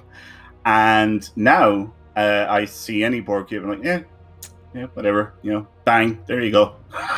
Exactly, and it's the very same in the early game. I mean, as I said, you come with, let's say, 10 ships. And if you have seen the shows, 10 normal Starfleet ships are hardly making a dent into the shields. And you have a big honking cube before you. Yeah. And then you have some friends, some guys, and you shoot them out of the sky. Doesn't really feel like a good immersion, I could understand it if they had to stick to the smaller ships. This might be believable. Although if you have seen Voyager, of course, also an interceptor or a probe is actually powerful, Yep. But it would be believable, so to say. You could say, well, Janeway came back and they got additional attack and stuff like that. But a whole cube, really, it destroys the mood for me. If you look at this, I think, well, of course, I threw a stone and everything exploded. Sure. Yeah. No, I completely agree with you in terms of the Borg. I think the Borg should be, the species that you dread, Which you really have a respect for. If a cube comes at you, it's not fun, you're in for a ride here. And yeah, exactly. Like I said, when I first started playing, I hated the sight of a Borg tactical cube. And now I'm like, achoo, and he's blowing up, Yeah. Bug on the windshield. But this is sadly true for any content in the game. If you are max level with a nicely fitted tier 6 ship, every enemy in the game is no problem. It sometimes takes you a little bit longer to kill him, but there is no threat. They should maybe scale down a little bit the sizes of the enemy waves and increase the threat level and power level of the enemy ships like the Borg, for example. Well, there's something as well, actually. I know when I'm playing any content in Star Trek Online, if I blow up, I don't care. There's no consequences that are worthwhile. I don't care. I'm like, yeah, okay, I'll be back in a second, Exactly, that what also was my thought in your actions don't impact the world because it's repetitive. Yeah, there's just no consequence. All right, that's technically wrong. There is a consequence. Yeah. If you're playing Elite, you can get damage on your ship, which you have to go to a ship vendor or a ship repair NPC to fix. But it's not believable, I suppose. It's not impactful. And that kind of does ruin the immersion factor, I suppose, a bit. I think this is the I don't want to call it a mistake, but they choose the route to go casual. They wanted shorter group content. They wanted to basically kill travel time. You can transwarp for free to any locations now. Yeah, I wasn't a fan of that. It takes away the immersion. It does, yeah. I much preferred the old system that was in place. I thought it was much more believable, actually having to pilot your way, to a certain location. Or if you had the instant transwarps unlocked, you get close to it. I much prefer that rather than, you can just transwarp to any location anywhere in the map or in the galaxy. That's totally fine. I don't like that. And back then you even felt, I have a warp core which is only capable of warp 5. Holy crap, that will take a long time. Well, you probably remember this. Originally, when TFOs came out, you had to fly to a certain system. Which was also much better for the immersion part, because... Immersion, exactly. You had to fly there, you not select the group and it's done. Of course, I get it. They want as many people in the game playing the game and not looking at the loading screen or the sector space. I'm totally getting that, but in the long run, I think it's not the best decision. It's for the quick player, for the quick financial year, definitely a good thing, but for the long run, And if we turn to this difficulty aspect, I mean, what's keeping them from making certain quests which are actually really difficult? Even if you have an upgraded ship or something, you still need some skill. I mean, it wouldn't hurt, I believe. If you are a skilled player, then maybe you will not find it as challenging, but it isn't dull, And on the other hand, for an average player, it is challenging, and there is actually a challenge, so you may really find it even more exciting, I haven't progressed that far into the game, but from your description, I take it that it is actually not a challenge, actually. Yeah, that's it. You encounter an obstacle, and it isn't an obstacle. And I believe game design-wise, this may be okay for a lot of missions, so that you say, well, let's say 80% of the missions are for the casual player, everybody should be able to get those done. But there are 20%, they're a little bit more tricky, or let's say 15 which are a little bit challenging and 5 which are for the really experienced player. I don't see what would be keeping them from doing it in this fashion. Well, they do have some content, like, oh my god, I'm blanking on the name. Battle of Corfez, which is well, depending on who you talk to, I suppose, really difficult mission. There's currently an event going on in-game which is highlighting space and a ground TFO, but they're basically the no-win scenarios. There's a space version and there's a ground version. And basically, the better you do, the higher up the level, the more levels you go up, the harder it gets. And they're challenging. They can get really challenging. The highest I've ever heard anyone getting up to is like level 116. And apparently it was a nightmare. It was on violation levels. Apparently at that stage. I've never got up that far myself. But I've heard I know a few people who have. And if you had to name a fraction, how much of the game would be on the more challenging side, so to say? Oh, it would be a small number. Would you agree, Sedaris? Yeah, I would say 1 to 2%. It's so low. It's what is often so difficult is if there are too many enemies at once.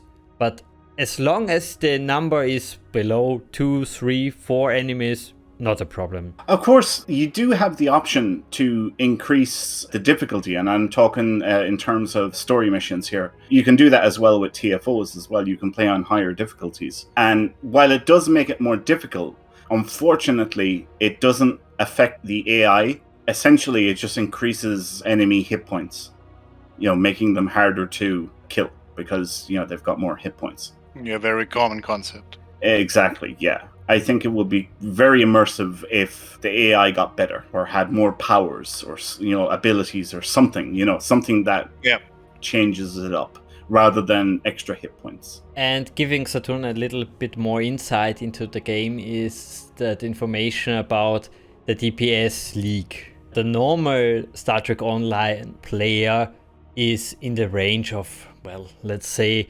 100 to 200,000 DPS. If you go to the league, you are more close to the 1 million DPS, and that way you don't even have any problems. And that is without the Endeavor system. Yeah, the Endeavor system, it really makes a huge difference to the amount of damage you can put out and your survivability and everything. The buffs that you get from it are just huge. I think it's a good example of power creep, really, you know? Yeah, but this is what I meant. Even then, there are still challenges. So this is important, I believe. It was just from the description that you said, well, if you have a level 6 ship, then pretty much everything is a joyride. This is what I took away from it. And if this is not the case, then it's just fine, you know? There's still a challenge out there, and it's not getting dull. It's not like, well, I've played this game up and down, and I cracked every mission, and, well, that's it.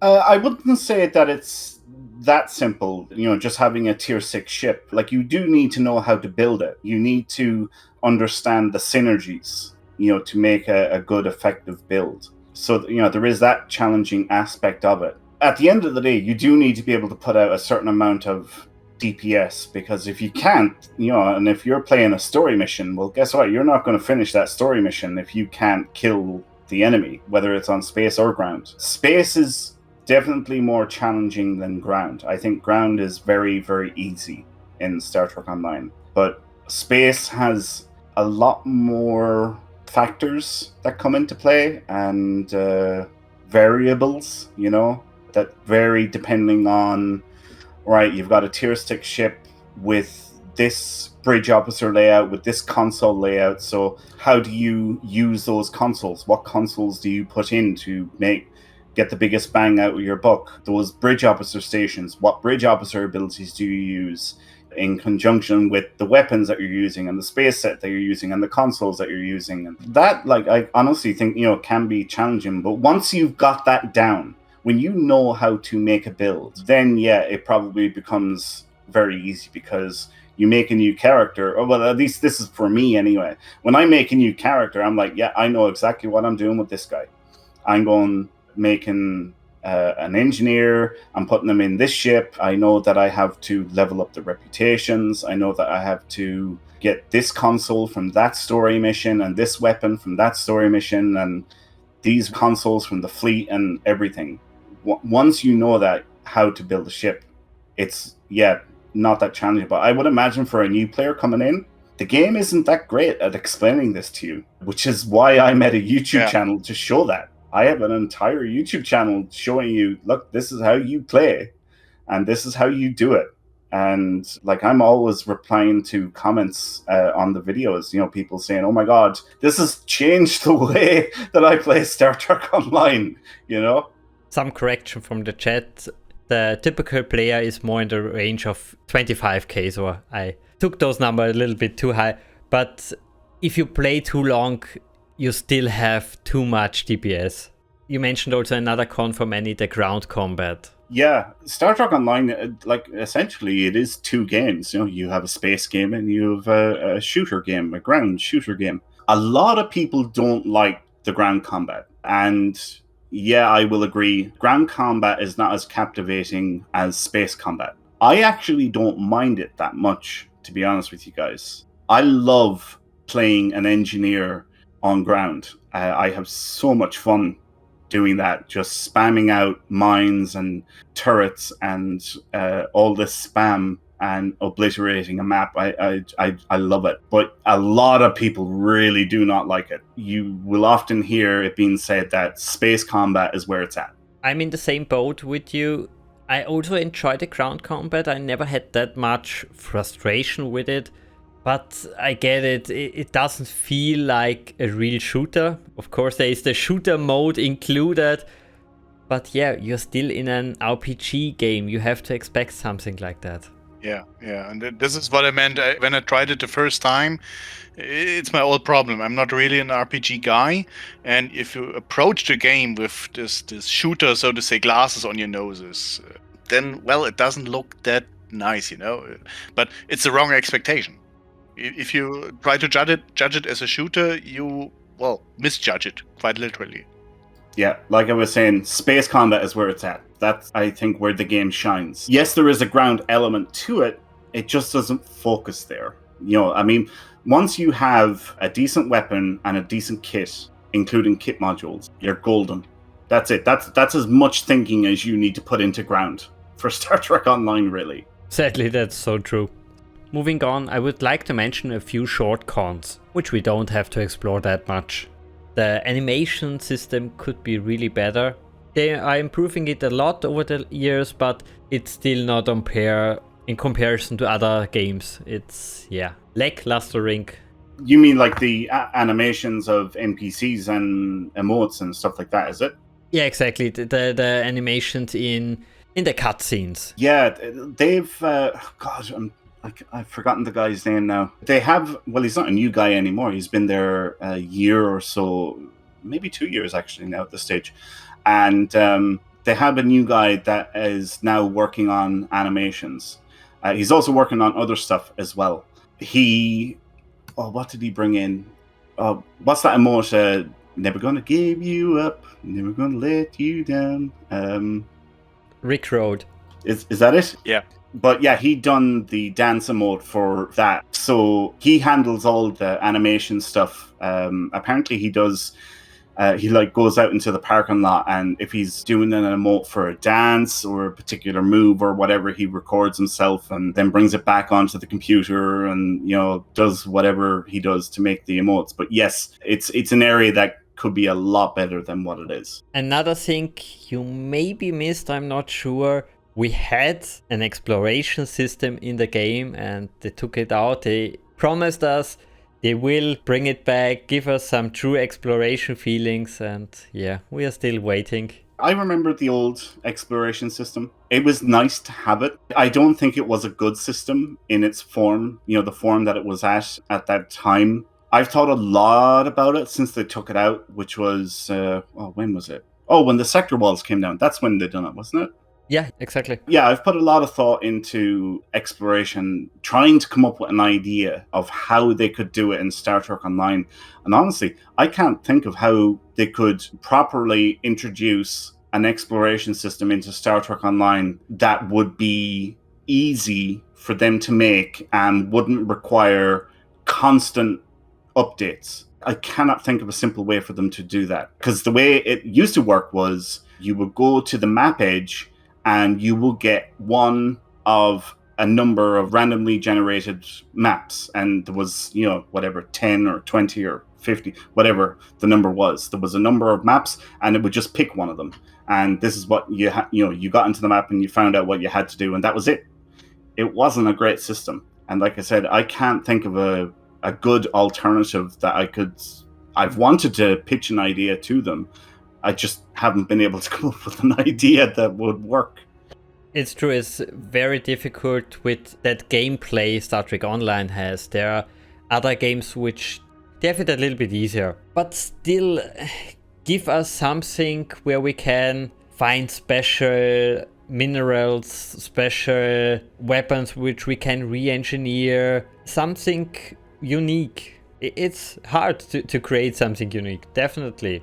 Especially, we didn't mention it a lot, we had the Foundry, where you had that option. Actually, you mentioned the Foundry. I do remember someone saying a very long time ago that the Foundry was the perfect way to do exploration in Star Trek Online. You will go to the edge of the map and it would randomly pick a mission from the Foundry. But the problem with that was, story-wise, you could be in the Delta Quadrant and all of a sudden it carts you back to Starfleet Academy. It wouldn't make sense. And I think that's why that idea went out the window. I don't want to go now that much into the Foundry. Just one quick answer to that. Near the end of the Foundry, they had that amazing idea to start a mission at a special location. So you fly, for example, to Riser, and there is a mission about Riser there. So you could have basically exploration or distress calls. A space probe is joining a certain system and calling all the whales, for example. I think that actually brought in a level of immersion into the game, and it's really sad that it's gone now, because in order to play the mission, you would have to go to the system in order to start playing it. I thought that was a great idea. And yeah, it's really unfortunate that it's gone now. Okay, I'm running out of cons. I would say let's use the Foundry subject a little bit to talk a bit about the lost content we have. To explain to Saturn what was the Foundry. The Foundry was a tool for the game released nearly a year after the release of the game, where players could create own content, own missions. For example, they could even do crazy stuff like a galaxy class who is at least 20 times the normal size. So you could walk on the hull of that amazing ship or play Doctor Who missions in Star Trek. Kind of a workshop concept like in Steam Workshop, just in-game. Yep, exactly. Yeah, with the benefit that you could tip the creator of that mission. So you could get some money. From a legal aspect, that's a tricky thing. In-game, not real money. You couldn't convert it to anything. Oh, okay. Understood. Yeah, you could tip, was it 5 or 10 dilithium per mission? I think it was even higher. Was it not something like 50 or 100? It could be. I can't remember now. But I thought it was a good system, giving players the option to essentially tell their own stories. The reason why it was taken out was because every time they done maintenance, it was an update to the game, or if there was an expansion or whatever, and they had to then go back and update Foundry as well. And they decided... Meaning the Foundry system or the Foundry created content? I think it was like the assets library or something like that. There was constantly problems from, let's say, the Foundry to the game. The game will be at one stage and the Foundry will be at another. And somehow there was a conflict there.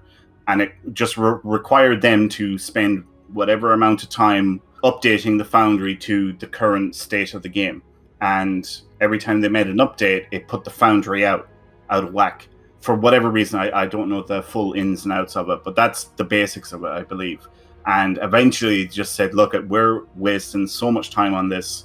And they decided to shut it down completely, which was really sad because there was some incredible missions out there created by players. And it was a good substitute, like Sedaris was saying, for maybe exploration, because you could fly to a system and you could play whatever mission was available there, and there'd be a list of missions available in a particular system. Also, something which is a big benefit for any game is that the community can create much more missions than any developer can ever do so. So we had many times in the history of Star Trek Online the problem that there was no new content. No problem, just go to the Foundry. It's a derivative of the modding community, actually. It's the same story, actually. Yep, exactly. And I think it was, sadly, one of the biggest unique feature of the game. And in the long run, it wasn't, I think, the best decision to kill it. Of course, I understand it was a business decision. They have to reallocate the resources every time for that system alone. But it could bite them in the ass sometimes in the future. Another thing we of course lost, as in any MMO, is the many missions, the many TFOs. So many things are lost over time, and I fear in the future that we even lose some voiceover work from Nog, Odo, or any other actor who is now dead.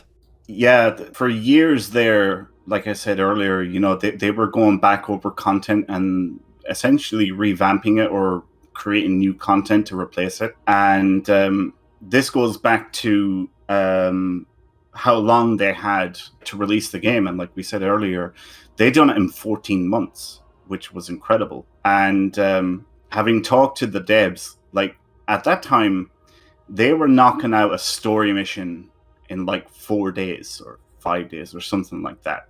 Something crazy, all right? Just a couple of days anyway is the point that I'm making. Now, when they make a story mission, they spend anywhere from 8 to 15 weeks on a story mission, on a single story mission.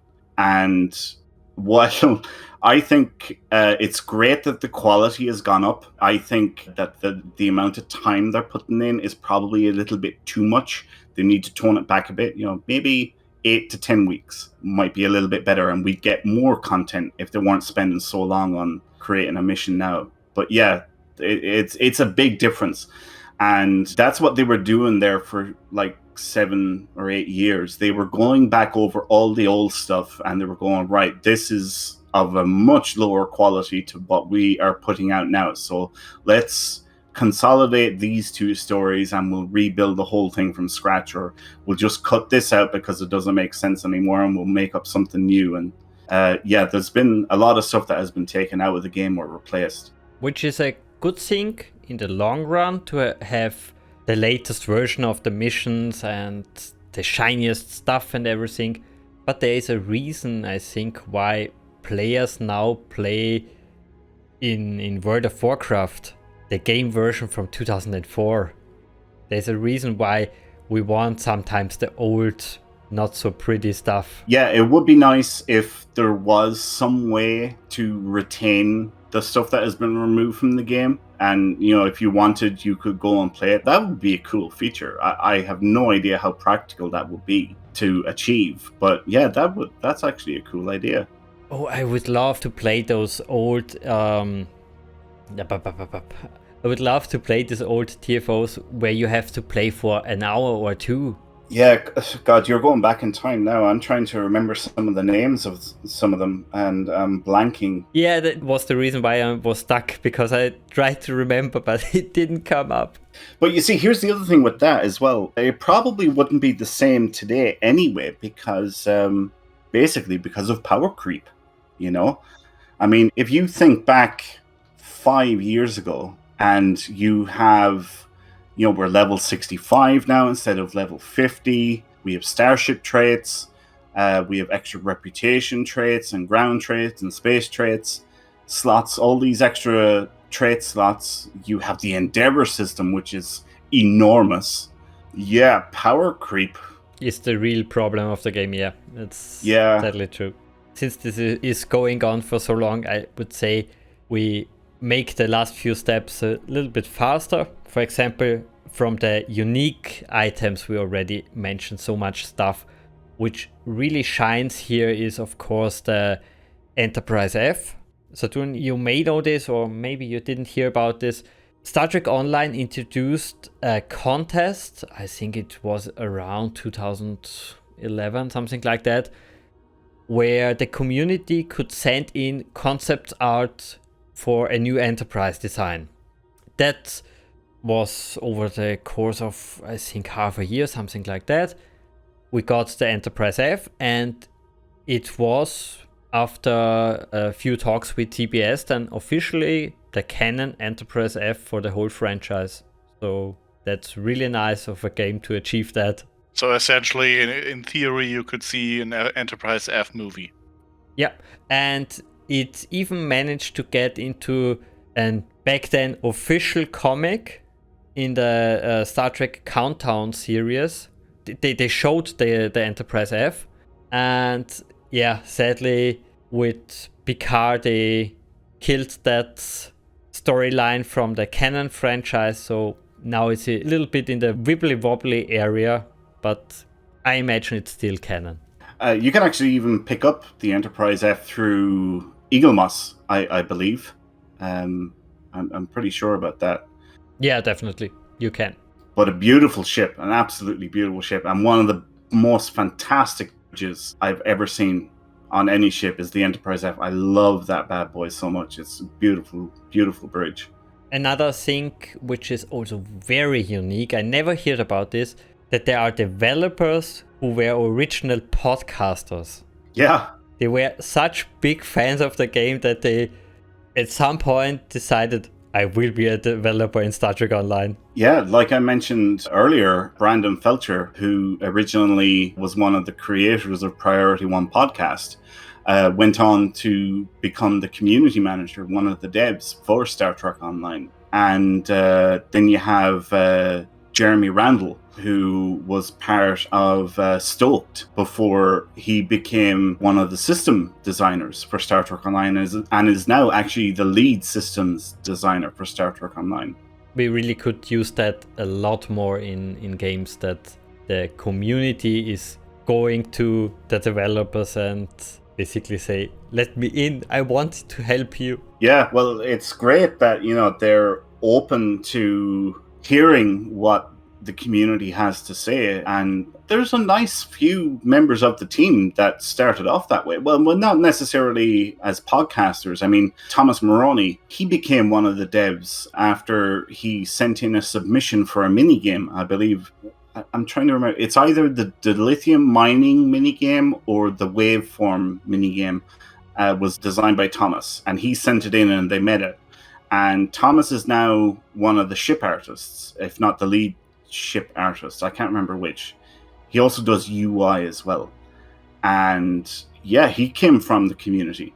You're totally right. He sent in, I think, 4 or 5 different mini games, and they took them all basically over the time. Yeah, and now he's one of the devs, and he's like one of the best ship artists that they've got, and he has done some incredible work. So yeah, there's a nice few of them that are on the team that have come from the community who were players just like us, which is really, really cool, I think.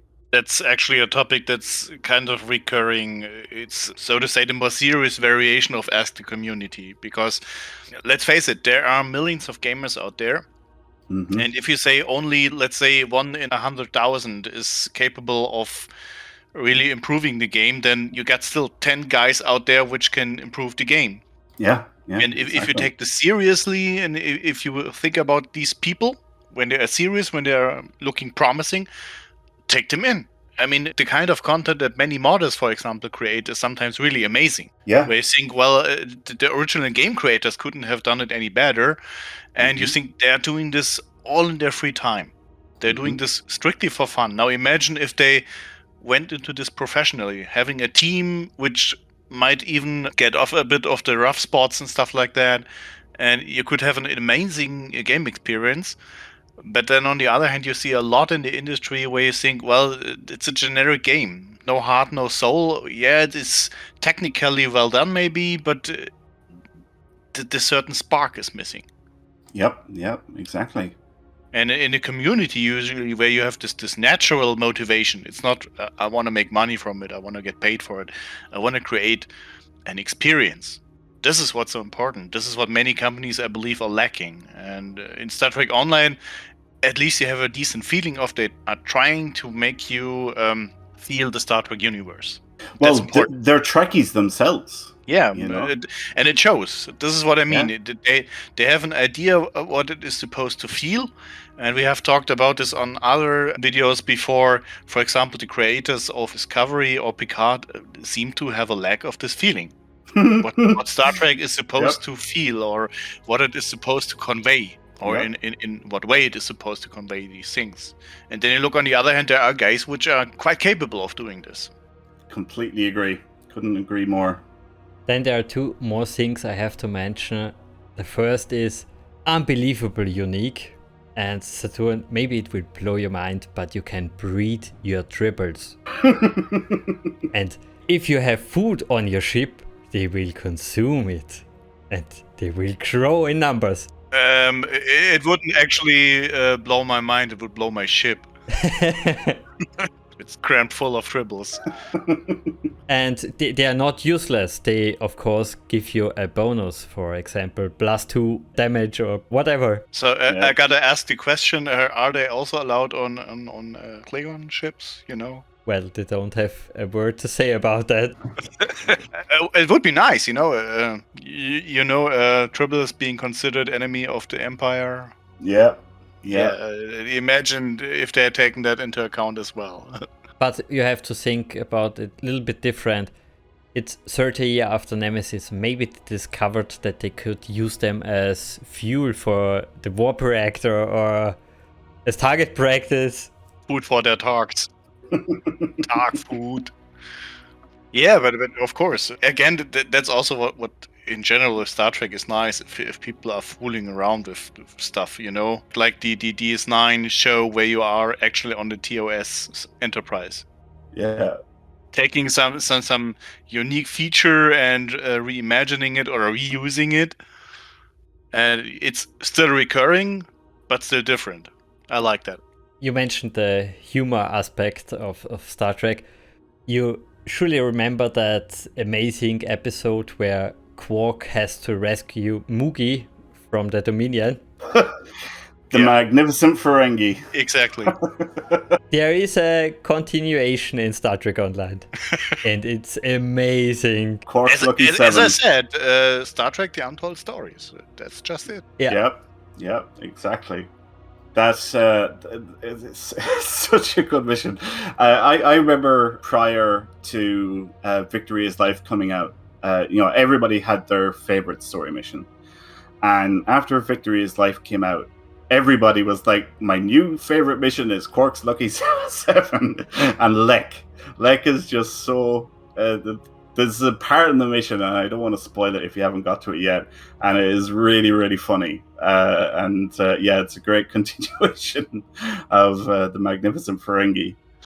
Normally, I would now go to the part about talking about the sequel or what the game could do better, but we mentioned already so much, so I will only say one thing. Give us finally poker. I heard this for so many years. I want this in-game. Yes. That's right. Well, an idea that I pitched to the devs for an expansion, I don't think it'll ever happen, at least not for a very long time, and I'm talking 5 years plus. But I pitched the idea for them to do an expansion on the Ferengi and make Ferenginar a casino world that you can visit, and put in poker, and put in Donjot and Dabo and Tongo and three-dimensional chess and all this stuff, and make it a casino world. And I remember we got a lot of feedback from people going, "Oh my god, this is genius!" But Al was like, "Yeah, I don't know." Kind of a riser of gambling. Yeah, because there's a lot of people in our community that they're fans of the Ferengi. But yeah. Oh, before I forget it, there's also one thing I really, really need in this game. More cannon ground weapons. We have so many cannon ships, but the ground weapons are really not cannon. We don't have a Voyager phaser, a rifle from Enterprise, or a rifle from First Contact. I want those weapons. Yeah. I think with Discovery now on the air and Picard and what have you, we're starting to get more stuff like that. Like, the Section 31 sniper rifle. Or is it a sniper rifle? We have a Section 31 rifle anyway. We have the Jat Vash weapons. We're starting to get more stuff like that. Yeah, I want canon stuff and not alternative universe stuff. Okay. We are so long. Just talk very quickly. Maybe pick one of your special memories from Star Trek Online. I know it's hard in a game which is on for basically forever now in the internet sense. Okay, so I've got one. I cannot remember what season it was. Can you remember when ESD got updated to the current map? That was around season 7, 8. It was, you're right, season 8, because that's when the Undine came in and trashed ESD. Yeah, you're right, season 8, that's when it was. If you remember, when that map was updated, there was no Club 47. And Club 47 didn't actually release until about 3 or 4 months after the release of season 8. And I I remember the day it released. We knew it was coming. It was in the patch notes and everything. We knew it was coming. And I logged into the game. And of course, the same as everybody else, I went to go and see Club 47. And I walked into Club 47, and apart from being blown away by the job that the devs had done on it, it was just a breathtaking, section to ESD. It was brilliant. There was all these people lined up, one after another in a queue, and I was like, what the hell is everybody doing here? So I typed into Zone Chat, what the hell is going on, guys? And then somebody replied, we're all waiting to go to the bathroom. And I was like, what? Oh, we're all lined up. There's a toilet over here. I went, oh, right, okay. I jumped into the queue. And everybody was just laughing at this and thought it was so funny that there was a toilet in Star Trek and we're all queued to go to the toilet. It was the dumbest thing ever. But everybody was doing it, and it was so funny. That's one secret. Put a toilet onto the map and people will be having a really nice time. Yeah, Goes the same for Counter-Strike, for example. Ever seen 5 guys hiding in one toilet? Yeah, it's there, you know. You gotta use it. Yeah.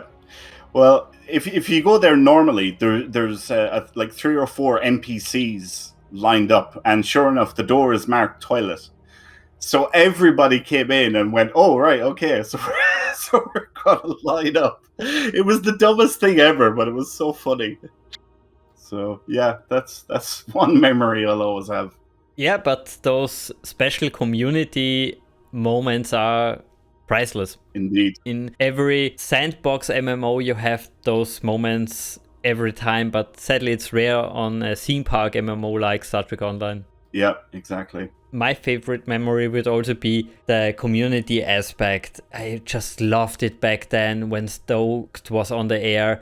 You could watch it as a live TV broadcast. Back the internet was also still so much more virgin-like. It was so new. You had video interviews with the devs. They had segments like how to upgrade your ships, the best foundry missions. So much interaction with the community, the developers, and the podcasters. It was an amazing time. Then I have to ask the last question of the day. Will there be ever a return of Winter's top tips? Yes, I actually have been working on a 2.0 version of it. And I just need to... trying to find the time is the trick. I need to start getting back into recording. But I have put a lot of time over the last couple of months coming up with ideas for new content. And I actually have realized that I can do a 2.0 version of Winter's Top Tips, for sure. Nice. I love those tips. Yeah, I do get a lot of feedback from those. People are like, "Oh my God, this is so much easier now," and "Oh, I didn't know this. It's made such a difference to my EC grind," or whatever it is. I do get a lot of feedback on things like that, and ship builds and the guides and different things that I have. It just shows that the game is so huge and so popular that there is a need for that, and an audience is listening to your shows. And yeah, I realized that the game isn't that great at explaining a lot of stuff, really. There's, like I said earlier, there's layer upon layer upon layer of content. When you think you know everything, well, guess what? There's something else you didn't know. And I realized that the game doesn't do this very well. And I was like, well, nobody else has picked up on this. And that's what motivated me to create a channel with content like that. So yeah, it's great, for me. And I love hearing the feedback. But ultimately, it was like, look, the game isn't great at this. So here, I'm going to show you. Look, this will help you out a lot. Okay, I would say this is the part of the video where we open the mic to you. Are there any questions, any topics, anything you would like to add? Anything we missed? I don't think so. I think, God, we pretty much covered everything from the start of the game, and even myself. Yeah, Priority 1 Armada is over 8 years old now at this point. Next year is our 9-year anniversary. We're already working on plans for our 10-year anniversary, which is going to be huge. We celebrate that every year in the month of June. And yeah, we've got some exciting stuff planned for the future. That's nice to hear. And I have to say sorry that I stole that line from you guys. I like it so much that I had to use it. Oh, you're fine. I recognize it straight away. Okay, I would say that's it for this review. Leave us a comment, tell us what you think about the game, and of course, play the game. Until next time. Bye, guys. Adios.